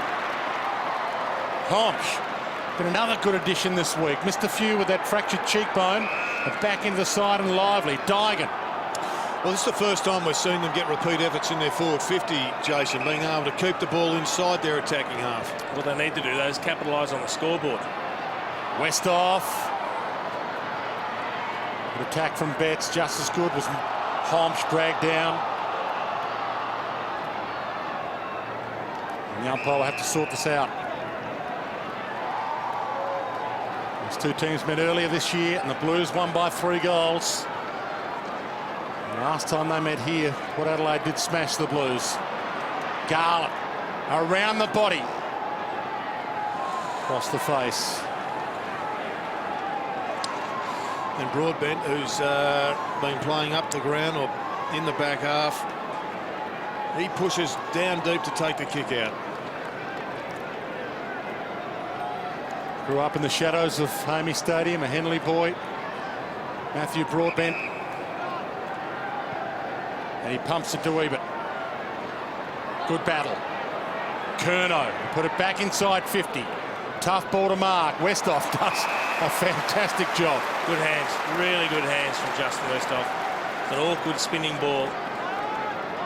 Always looking to switch it or bring it back into the corridor. Colquhoun. Carlton have been able to man up here. Really got a one-on-one all over the ground. That forces pinpoint accuracy from the kicking, and if they make a mistake, they'll prey on it, and there it is. And there it is, Simpson. Can he make them pay?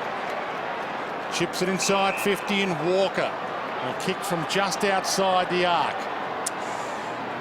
Well, if you're sitting at home and you're a Carlton supporter, you'd be saying, what can Mick Malthouse do in the box? What can individuals do? Well, the one thing they can do that's simple is take your shots when they're given.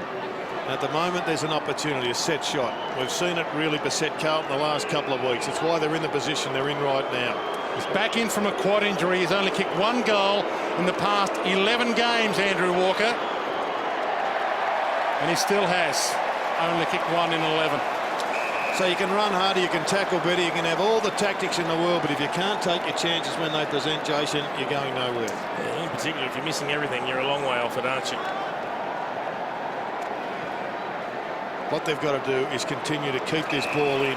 Don't let another one go down and get scored at the other end, because that just kills the confidence, and that is a Woomba banger of the best sort. And he gets away with it. Lobe, Monfries, no one in the square.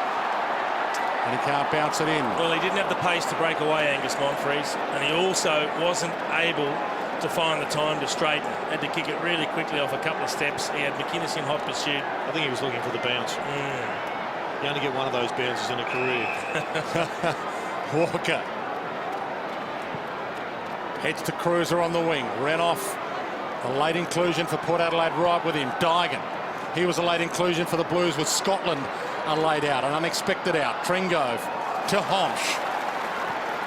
Gee, that's a dangerous kick. And now they're wide open for the rebound. Gibbs, Yaron takes on Homsch, wins with ease. Centering kick. Eddie Betts stands under it. Murphy at the back. He lost both of them. Needs to nail of the captain, and does. Keeps them alive.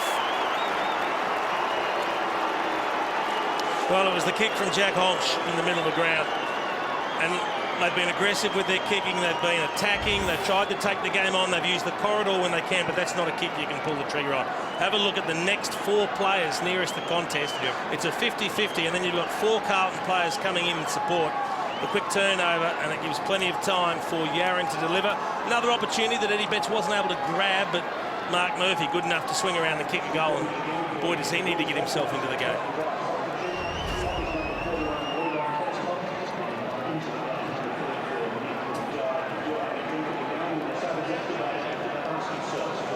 Hadn't managed a goal in the past 5 games, Mark Murphy. They needed that. Free kick here to Carlton. So a free kick to the Blues. They get some momentum. Warnock puts it to the sky. Westhoff stands under it. Murphy's got 3 to beat. Westhoff spills it and then mops it and finds Corns. They've gone small on the forward line, Carlton. I think they've done that to get the harassment levels up, because this Port Adelaide side have just shifted through them out as they go again out of that defensive half. Now, Robinson overcommitted there. Good pass to Schultz. I think one of the first things, though, where Carlton has made an adjustment is they're not allowing a couple of spares behind the footy for Port Adelaide. So they're trying to make it a more accountable game, a more one-on-one game.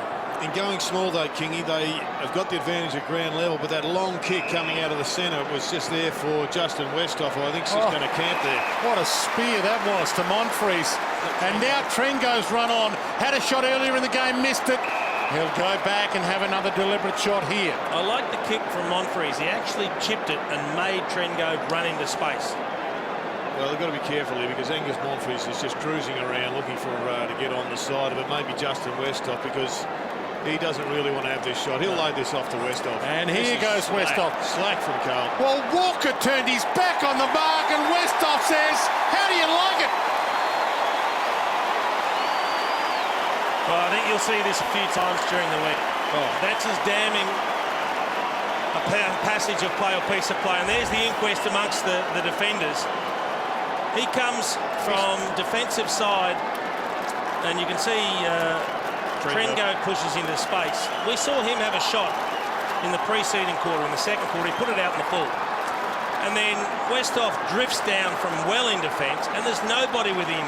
Cooey and Andrew Walker on the mark. No good kicking the ground. Yeah, that was embarrassing. That's horrible. That was absolutely horrible. You could see that mile off. Trengove was never going to want to take that shot, so it was Angus Monfries initially trying to get in the position, and then it was Westhoff. And you can't just blame Westhoff's man, even though he'll be the #1 person culpable. There was no awareness from any Carlton players. A lot of Carlton players had their back turned towards the goal, looking up at the scoreboard. I mean, there should have been 15 people screaming. Mick Malthouse, in his 29th season as a coach, he's seen a lot. He didn't like seeing that. And their chances of playing finals are slipping away by the minute. Simpson wide. Garland. And he was the star when the Blues beat Port earlier this season. Kicked 4 goals in that game. They need him to start firing quickly. To wait. And just waiting and taking the puck was O'Shea. Goes back again. Fortune again favouring the Brave for Port Adelaide. Taking them on at every opportunity. Corns, Jonas sits it on Moore. Yaron goes up. 2 with him. Over the head of Curnow. Good attack from Ellard and Ebert. Neither went to ground. Good no tackle. prior opportunity. That can't be ball. But he did well to hold it in Ebert because he had support, Ellard.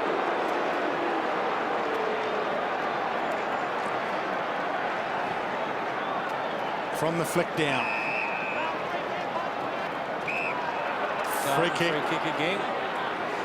So they're getting a good run at the moment. What they've got to do is capitalise on these opportunities going forward. Hands it off to Murphy, but puts him into trouble.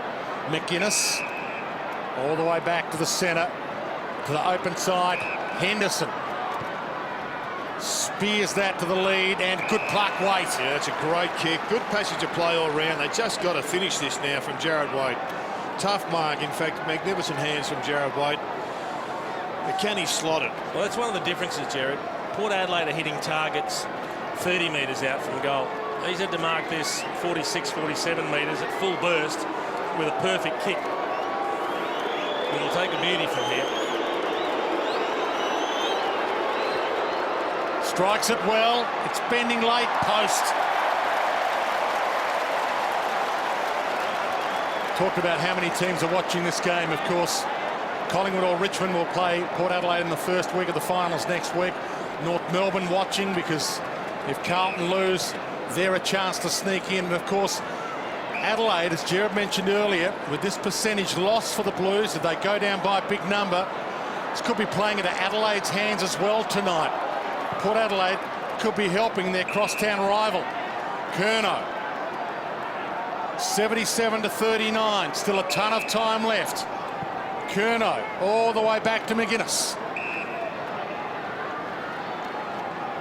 Set shots 8-5 for Port, 1-5 and 2 out in the fourth for the Blues. Got to be careful the way they're moving the footy, Port Adelaide, because once again they've allowed Justin Westhoff to drop off.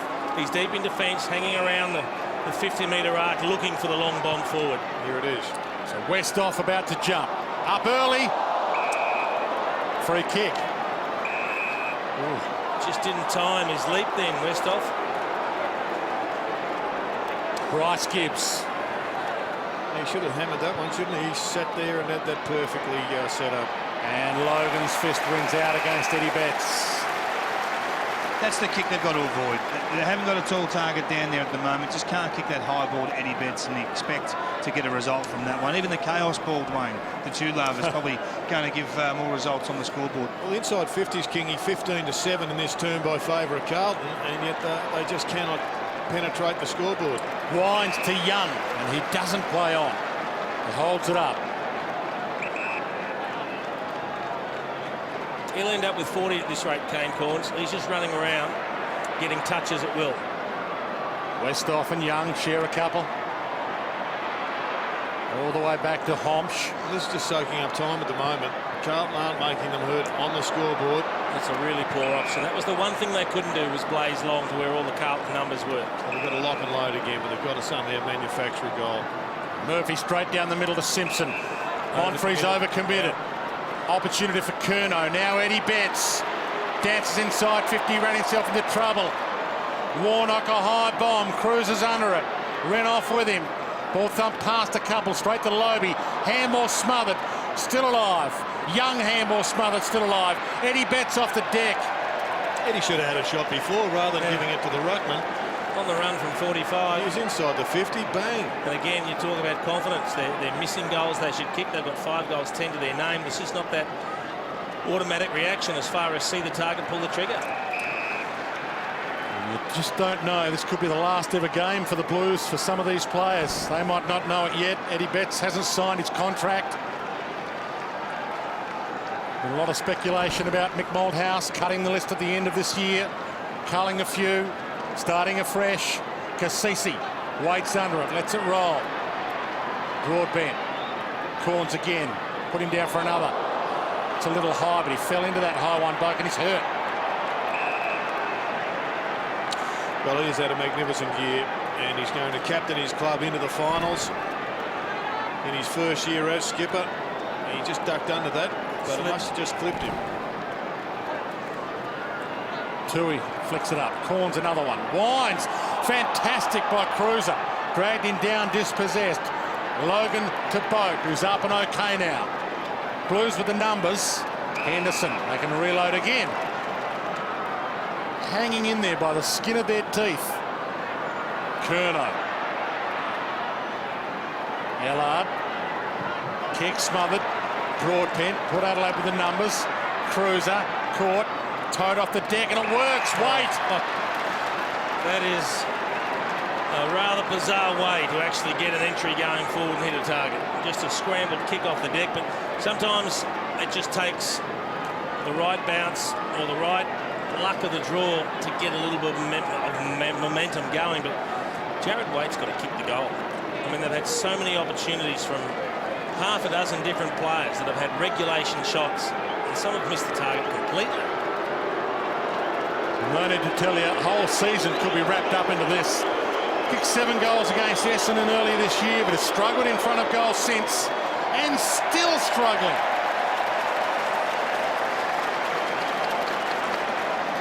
There's a sign of frustration and resignation. What can you do if you can't put it between the two big white posts?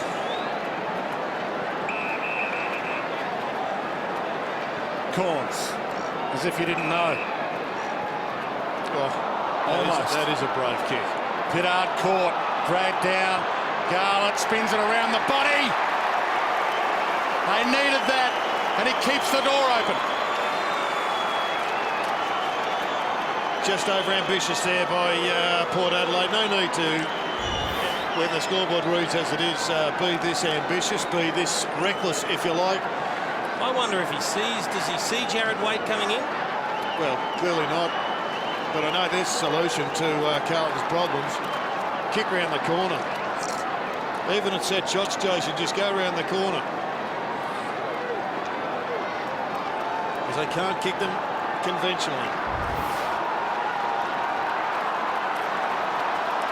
Ken Hinkley was letting it be known.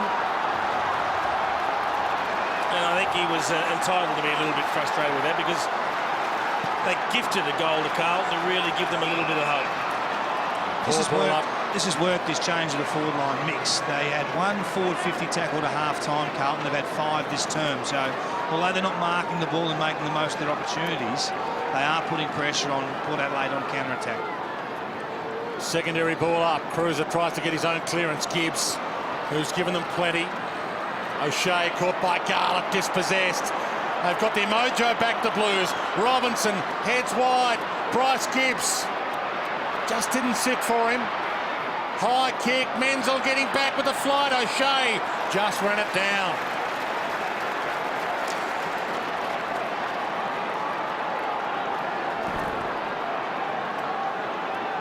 And I get the feeling, Jason, that Port Adelaide have actually ground to a halt because they've just tried to kill the clock.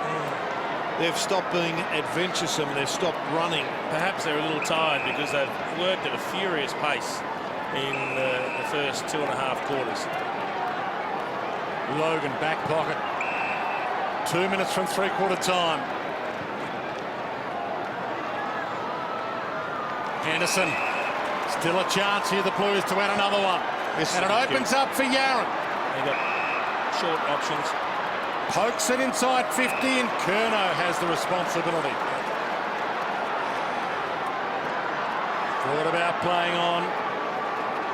Flirting with danger at the moment, Port Adelaide. They're just sitting back, thinking numbers behind the ball is okay, but they're not creating the way they were when they actually win possession down back. Spent some time here.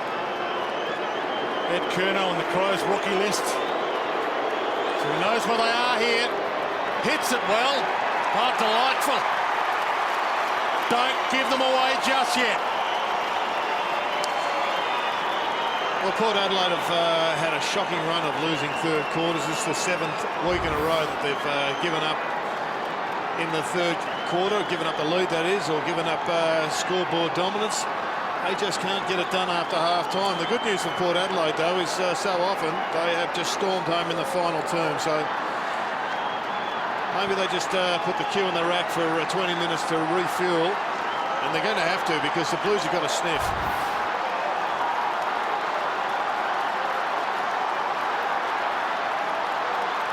got a three-man forward line at the moment, Port Adelaide. A heap of numbers behind the footy. They're just trying to get to the three-quarter time break. They've got to take the initiative and actually hit the scoreboard again.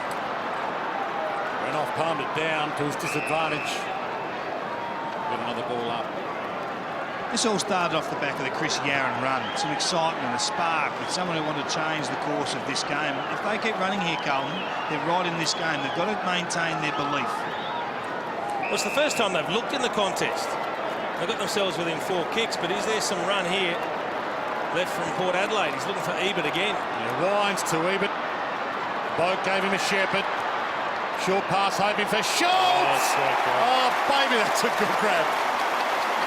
Gee, it needed to be a good kick and it needed to be a great mark, and it was both of those. Janison was back, Henderson was back. Schultz at full tilt on the lead. The chip kick from Ebert and a great pair of hands. And this would be something against the run of play. And a nice steadier for Port Adelaide if he can kick it.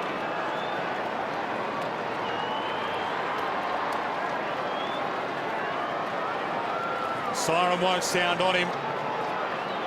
Ticking down to 20. Splendid kick. He takes us down Quality Street every time he lines up for goal.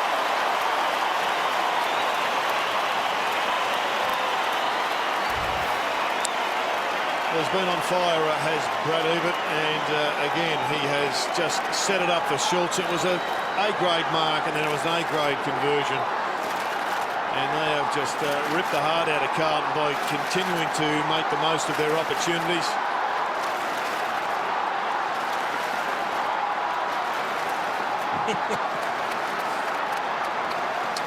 Two goals, one now to Jay Schultz. 13 possessions. He's had plenty of the ball. In fact, he's got 3.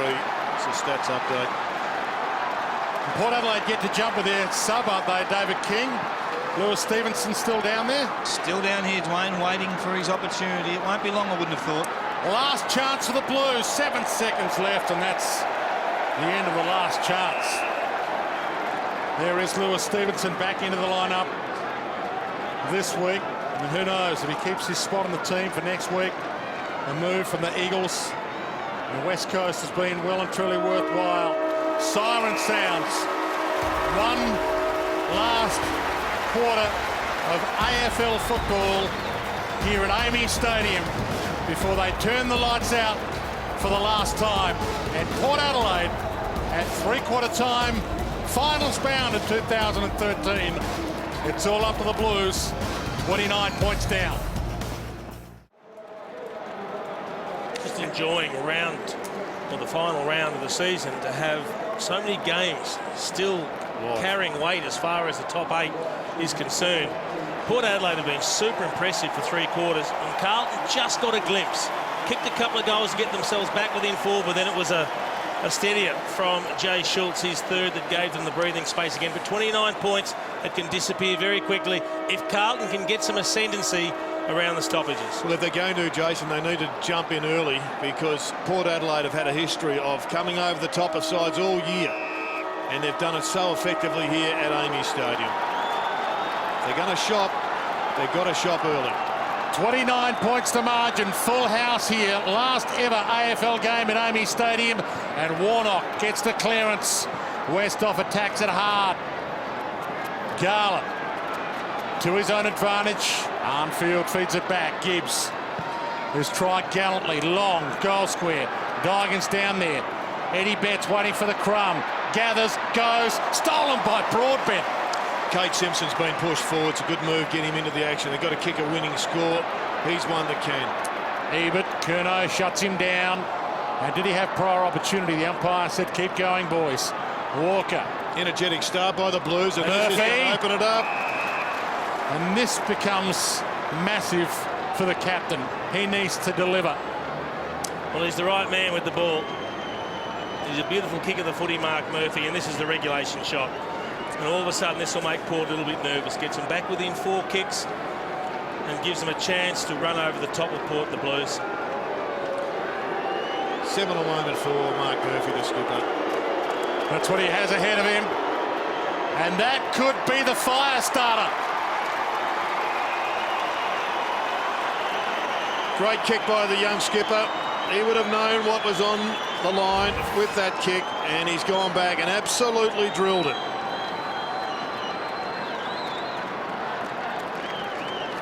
Well, that's just incorrect disposal, but Carlton able to pick up the loose ball and terrific kick in. If Mark Murphy didn't mark it, Eddie Betts would have. Most importantly for the Blues, finally a good finish from a set shot.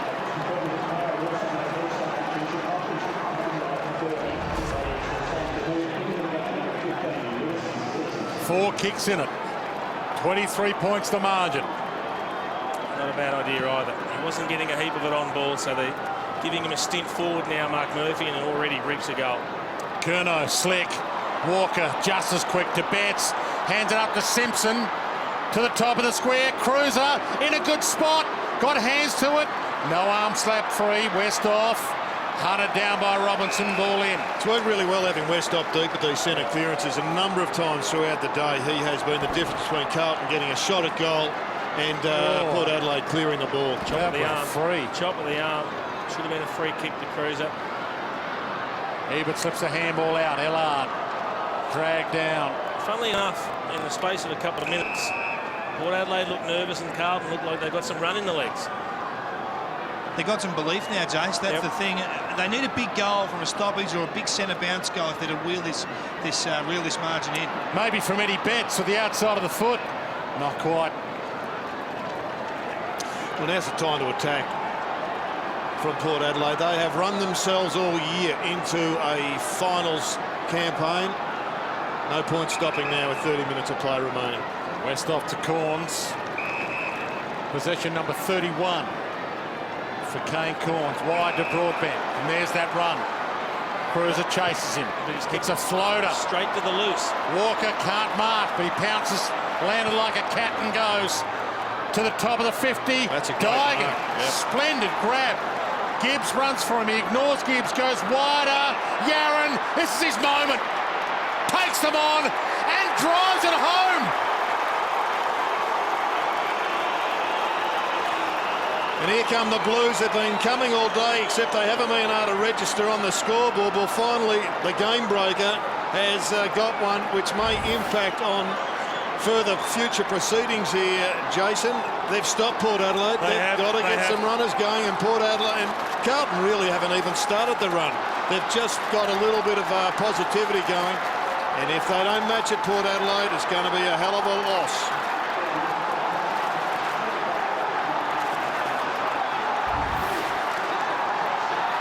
David King. I think Ken Hinkley understands the situation. He's made his sub. Stevenson into the game. Colquhoun's out of the game. They need some run. They need some spark. They need a stoppage as well because Carlton have got the last few and they're just pumping it forward. Nothing scientific. It's just concerted pressure. Pump it forward, get numbers there, and they're starting to reap the rewards. Not a spare seat in the house here at Amy, and it's come down to a massive climax here. Only spare seats are those owned by the people up on their feet at the moment. Can't bear to watch it sitting down. Garlick, centering kick. Great pick Good up. pick on the run, Menzel. To Wade, to Arnfield. Too quick. Eddie Betts. He's about to make it a two-kick game.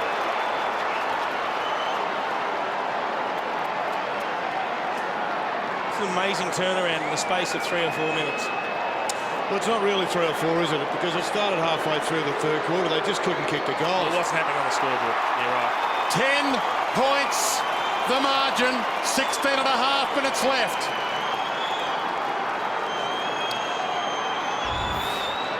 Well, in this term, it's 5 disposals to Port Adelaide, 22 to Carlton.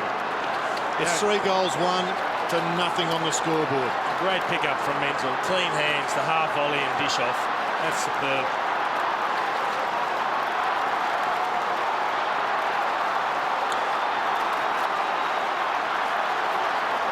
Great look at it. No one can miss from there. A deafening roar ringing around Amy Stadium. The big three. Cruiser, Betts, Gibbs having a rest from the ruck contest. Bell with the clearance. Warnock bangs it forward. Westhoff. Good hands.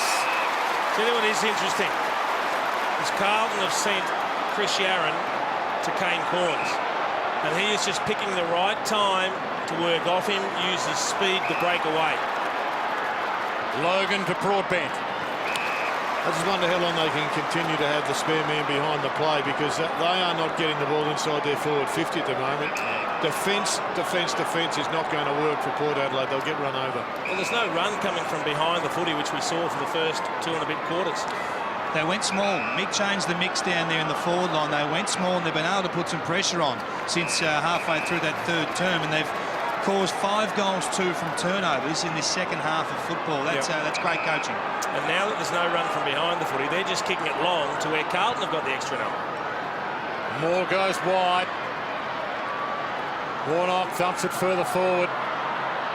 They do have their run back, the Blues. Curnow tight ropes the boundary with a handball. Broadbent keeps it alive. There's the wrist kick. Inboard. But the next kick, there's nobody to kick to. So Jonas to Wines. Have to maintain possession. There's Stevenson on for his first run. The sub. Here he is again. Shrugs. Rolls it. Boak trying to flick it up. Tui. Turnover. And the rebound players are there. Watch the wave of play go. Downfield. Free kick. Blues. Now Menzel's free. They won't take the risk with the one up the middle. All the run is coming from Carlton now. Numbers out here. Menzel's 30 on his own. Walker sees him. Schultz tries to shut him down, gives a free away. Probably a professional free there. Did it very well, Jay Schultz. It's Port Adelaide's biggest ever non-showdown home and away crowd here. And they are on the edge of their seats. Westhoff nudge, gets a free.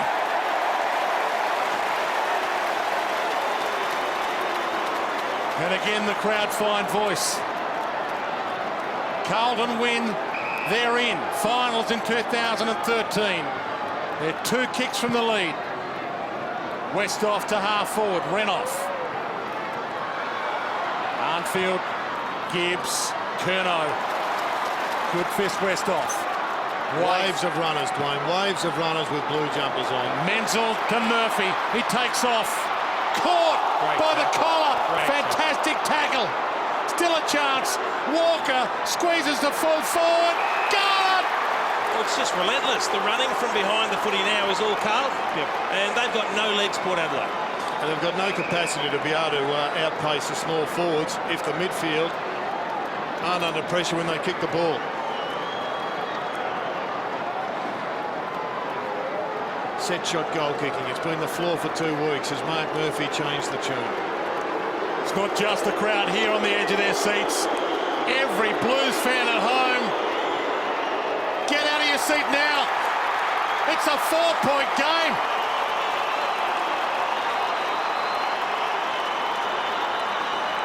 It's hard to see where Port Adelaide's next goal is coming from. I mean, this is about as one side of the quarter as we've seen this year.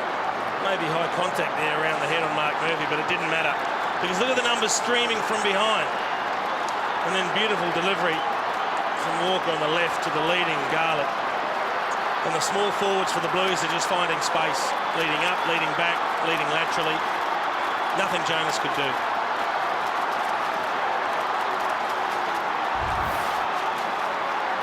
Port Adelaide still in front, but you'd rather be on the Blues right now. They are full of run. The last 4 in a row. Wine slung. It's been good since coming on Dygan. Kick to half forward, Broadbent. There's a few Port Adelaide players who are spent. Trengove goes to ground. O'Shea. Wingard. Boak. And it works. Hompsch, whose turnover earlier was costly. Wines takes them on to Travis Boak. Doesn't want Schultz. He goes for goal. It'll bounce, tumble, roll. Schultz dragged down the line. It's a behind. Well, it was awesome defence down there by the Blues. Jamison did a magnificent job, and the Blues quickly go into attack. Can they go both ways now, Port Adelaide, or are they spent? He's running rampant now, Yarran. He's found his legs. Gibbs. Robinson.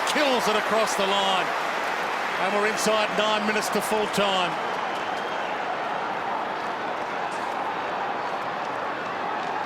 There's Yaron. Finally back on. Yep. He's been on the bench for the best part of 6 minutes.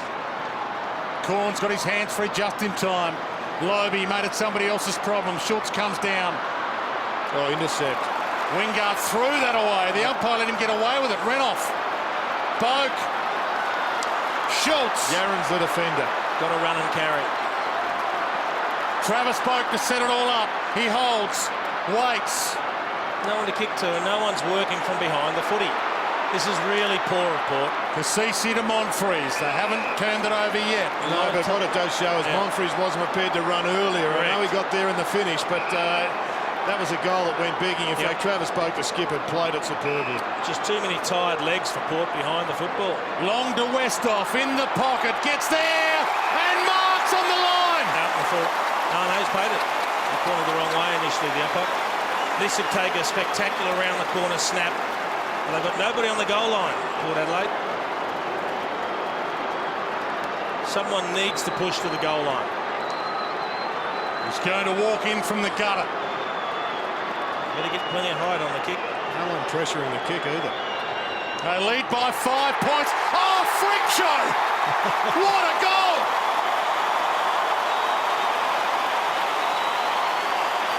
Not sure why no one was pressuring that kick. Not trying to take anything away from the kick. It was one of the best J-curves we've seen under this sort of pressure. But there should have been someone standing the bare minimum distance that the umpire would allow on the inside, so that he didn't have the ability just to walk in so casually and feel the angle and kick under no pressure. And take your hat off to Travis Boak, who controlled that situation leading up to it magnificently.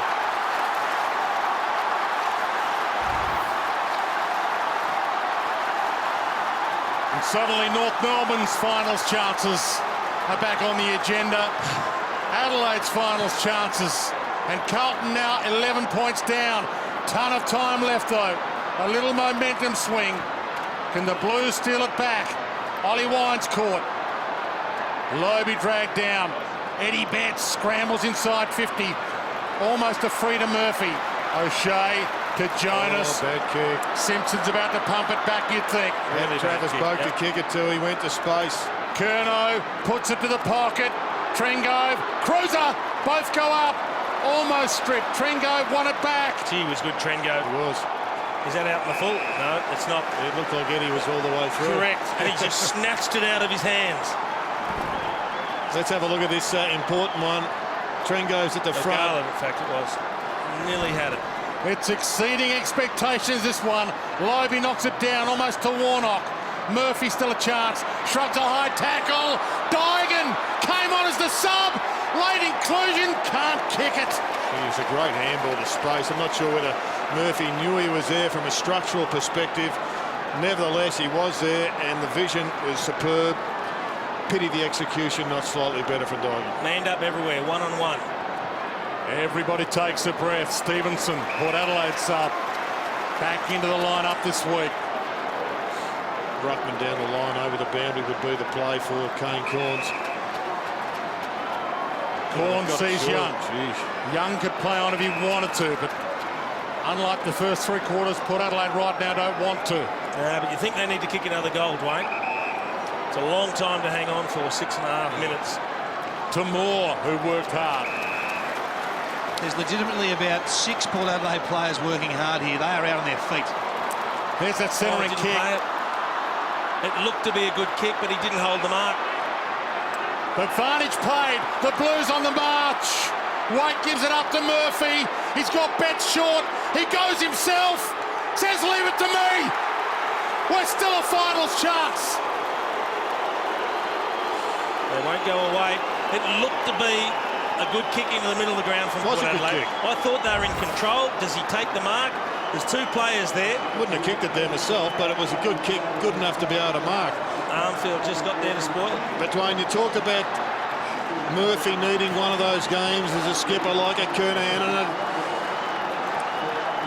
And a Judd and a Bradley. They're the ones I was looking for. Well, right now we're seeing him drag his team across the line. Absolutely, you're spot on, Gerard. This could be the making of Mark Murphy as a captain. He is inspiring right now. It's a 4-point game. If you've just joined us, the Blues have not led all day. From 39 points down, they've come. In this last quarter, Dwayne, he's had 7 possessions and he's kicked 2 big snags. Down to Young, got a handball off just in time. Now Port Adelaide's captain's turn. Boak, pass Schultz. Blues have the numbers for the crumb. 2 drop marks. Yeah. And that's the problem. If you don't hit that target with a pinpoint pass, it comes back with interest. Corns, good bump, Digan. Took him down fair. Bell bangs it to full forward. It's long. It's there! For the first time today, Carlton in front. Incredible comeback. This is just brilliant footy. Still got to get across the line. But it's been an inspired comeback from the Blues. And this is a magnificent kick from a young bloke. How it got through to the keeper is beyond me, but it did. Everybody suffering from fatigue in the Port Adelaide jumper right now.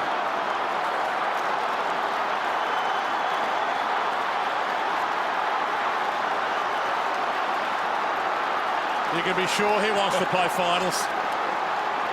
He knows he will. But Port Adelaide want to go in with momentum. Right now the Blues lead by 2 points. And a final spot is theirs to lose right now, Carlton. Mad scramble in the middle. Amazing scenes here.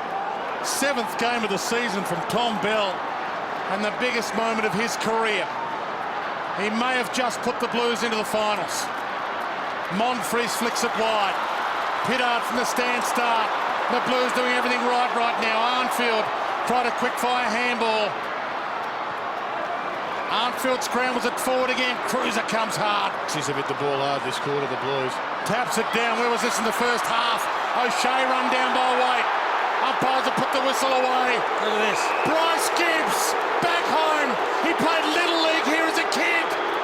Last ever game here, and he makes a statement. Well, he missed a big one last week. He wasn't going to miss that one. He has put a nail in it. Jason, going to be hard to drag it back from here with 5 minutes or 4.5 to play. Can still do it, Port Adelaide. But this is just a tidal wave of momentum to the navy blue. And wouldn't they like to be wearing the navy blue? Port Adelaide supporters were looking for a free kick for Cameron O'Shea, but the umpire adjudicated no in the back. They had all the time just to stroll in and finish that off Bryce Gibbs. All momentum with the Blues.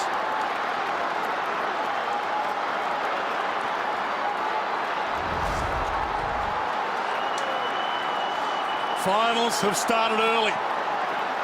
You're watching one right here. And it's unfolding magnificently before your eyes. Travis Boak trying to inspire his men back.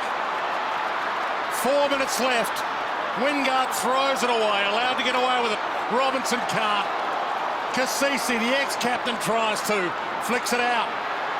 Tui couldn't quite get his arms free, but the umpires had put the whistles away. Wingard, oh, doesn't he love a big moment?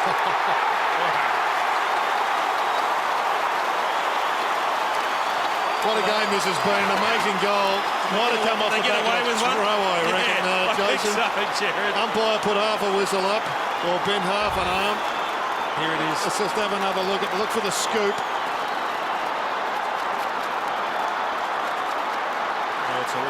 That's a throw.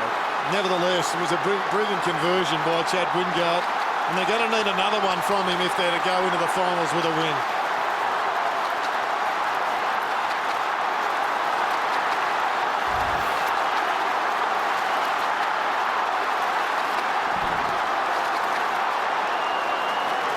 Cassisi, did he slap it or did he scoop it? Yeah, certainly going there. It was probably a 7-iron. A deafening roar ringing around Amy Stadium again. Bryce Gibbs just keeps on keeping on. Bangs it inside 50. Wait! Well, they've had too much pace outside the stoppages, the Blues. You saw Bryce Gibbs there able to run away from Kane Corns, who's given his all and he's been on the end of a couple of heavy shepherds. but he just doesn't have the leg speed. Once that ball spills from the contest, no chance of stopping a Bryce Gibbs as he ran away and then delivered the ball going forward. Who's been dodgy in front of goal today? This would almost get them into September.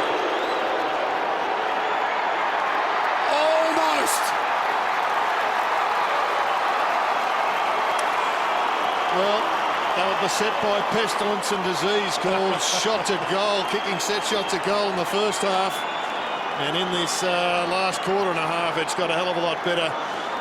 In particular, since Mark Murphy dobbed one in the last quarter. But centre clearances has been the absolute disaster for them, Port Adelaide.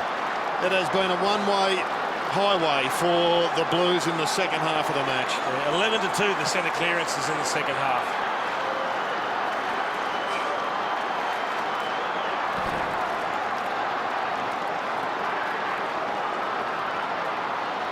Well, that fantastic graphic tells the story, 11-2. And it comes down to this. 3 minutes. And the Blues are into the finals with Port Adelaide. A rolling ball to half forward. Tui attacks it. Too quick. They've got all the legs, the Blues. Kicks it long towards the wing. Bell stands under it. Stevenson, huge fist. Wingard again to set it up. Wobbly kick finds Westhoff. Can't shrug McGuinness. Throws that to Cassisi. Hands it out to Young. Puts it to the pocket. Schultz! Gee, did that well. He did it brilliantly. If he go back and kick this, it'll be incredible goal. He held off Jamison with one hand. He doesn't know how long left. He looks at the scoreboard. There's 29 minutes gone. He doesn't know there's still 2 minutes. Bends it around the body. Oh no. This just keeps getting better and better.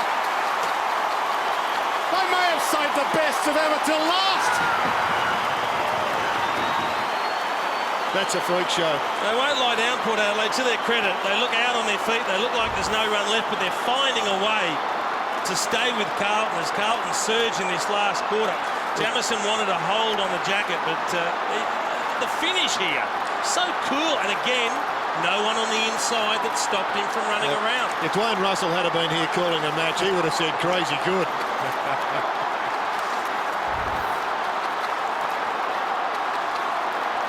Well, Boak was a dominant factor in that goal, winning the clearance from the centre. Can he do it again? Somebody from Port needs to. Real space at the front of the square here for the fast break. All about the clearance. Big leap from Simpson, couldn't quite. Robinson down hurt, holding his face. Simpson scrambles it forward. Good fist though from O'Shea, and it comes back. Scrambles it towards half forward. Young went past it, got it back again. Got his hands free, flicks it out to Ebert, who's been inspiring. Tied up, Ellard. Out to Murphy, we're down to 1 minute and 40. Corns sends it to attacking 50. Monfries, the flick down. McGuinness read it well. Robinson, big bomb. Warnock, he puts it to grass. Can you believe that? That was the game. He marks that, it's all over. Kick to half forward. Yaron. They couldn't get there. Oh, too tight, Port Adelaide. Couldn't get there to make a contest. And now they got the ability to man up. They've got to really man up and force Yaron to kick to a contest. Told to play on. 2 points to margin. Gibbs goes up, knocks it to ground. Hard attack from all players. The Blues are almost into September. They're 50 seconds away. First season under Mick Malthouse. I've had a little bit of luck on the way. The Essendon bombshell. Murphy can't. Young can. Stevenson. There's another roll of the dice coming. Trengove. Schultz is on the march. Down to 30. Takes them on. Hands it up. Travis Boak. Broad bend. Kickable. Goes long. Oh, post. For the record, a draw is good enough for Carlton to make the finals. Blues fans watching at home, a draw is good enough. The place would have erupted if that went through. Mick Malthouse, like every one of the 50,000 here, out of his seat. Renoff flies, hits the deck, down to 20 seconds.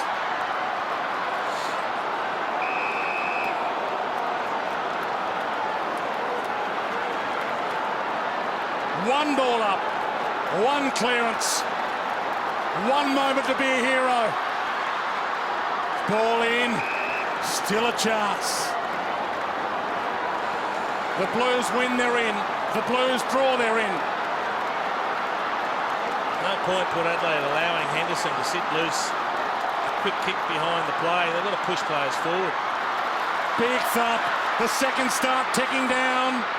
Oh, that's good delivery. Gee, the umpire thinks about it. Oh, boy, that was a big call. He sprinted over the line, didn't he? Imagine if he had it paid back. They've done enough. Just a free kick. The only thing that can stop them. In your dreams, Carlton fans. From 29 points down and into the finals. You can only dream of wins like this. Away from home, against the odds. And the last ever AFL game at Amy Stadium has been breathtaking. I think that's the only word to describe it, Jason. It was a breathtaking match. It was all one way, Port Adelaide initially. Carlton were doing enough to hang in there, but just couldn't get the job done in front of goal. Then the discipline started to fall apart. But let's go down to Mark Murphy, who was superb to get the side across the line. David? What amazing leadership, I've got to say, Mark. That's one of the special quarters you've ever played. 8 disposals, and more importantly, 2 goals when they were needed most. Yeah, I was probably pretty poor, to be honest, in the first half, and Mick really challenged myself and a lot of the other leaders at the club. Yeah, it meant so much to us tonight. I'm so proud of the boys for the way we dug deep there in the last quarter. Some special moments in the last quarter, though. Chris Yaron really nearly turned the game himself, didn't he? Yeah, there was a lot of individually good efforts, and yeah, in the first half we were really poor, and to the boys' credit, we really dug deep, and yeah, it's such a big win for us. But yeah, more importantly, next month that's what we play footy for. Been a strange year, been a fascinating year from the outside looking in. Internally, you must have just found it tough at times to keep the belief that you could actually get to a finals campaign. Yeah, we were just pretty inconsistent throughout the whole year. We showed that we really pride ourselves that we could match it with the best, but the good sides are consistently performing well, and that was an area that we probably let ourselves down with this year. But yeah, we've found our way into the 8. So yeah, this is where the real season starts for us. So can't wait. Well done. One of the special quarters as a captain, as a leader. Well done. Nice, thanks, Kenny. Don't do that. And with that win, the season is now over for Adelaide, over for the West Coast, and it's over for North Melbourne. Port Adelaide will finish the home and away season 7th, and Carlton will finish the home and away season 11 wins, 11 losses, and in 8th place. I was pleased for Mark Murphy, Jason. He's been under the pump himself. He didn't have a great pre-season, so he's always going to be down and out for a period of time, and he has absolutely dominated that last quarter. To drag his side across the line, and so too did another bloke that David King is with as well. Kingy? The other part of the leadership group really stood up when the matters moment tonight. You were fantastic. You missed a big goal last week, and it looked to me like you wanted to make up for that tonight. Did it go through your mind at all? Yeah, it was a bit disappointing last week and sat on it for a couple of days, but yeah, look, we probably didn't play good footy up until half-time, and deservedly copped a spray at half-time, and to the boys' credit, we responded, and great second half. Really proud of the boys. It's a real mental challenge, isn't it, to come over here to be 5 goals down three-quarter time, to find that will, to find that way to get across the line. It takes a special effort, doesn't it? Yeah, and we were so disappointed with our game last week, and we really let that go, and we needed to make a statement tonight, and just glad we got there. Can you hurt some sides in September? I think we can. We're there now, so anything can happen. We're looking forward to the challenge again next week, whoever we've got, either Richmond or Collingwood, so we're ready to go. I'll go and enjoy this one, mate. Thanks, Kenny. Good on you, mate. And you just don't know what the Blues can deliver. Their set shot disease would appear, Jason, to have cured over the last half an hour or so. Chris Yaron seems to have found some of his very best form, and they can turn it on. They can make the ground light up.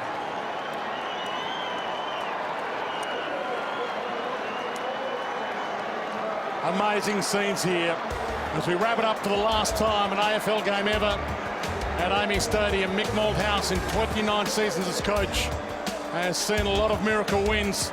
He'll be putting this one on the top shelf. Carlton into the finals, winning by a point.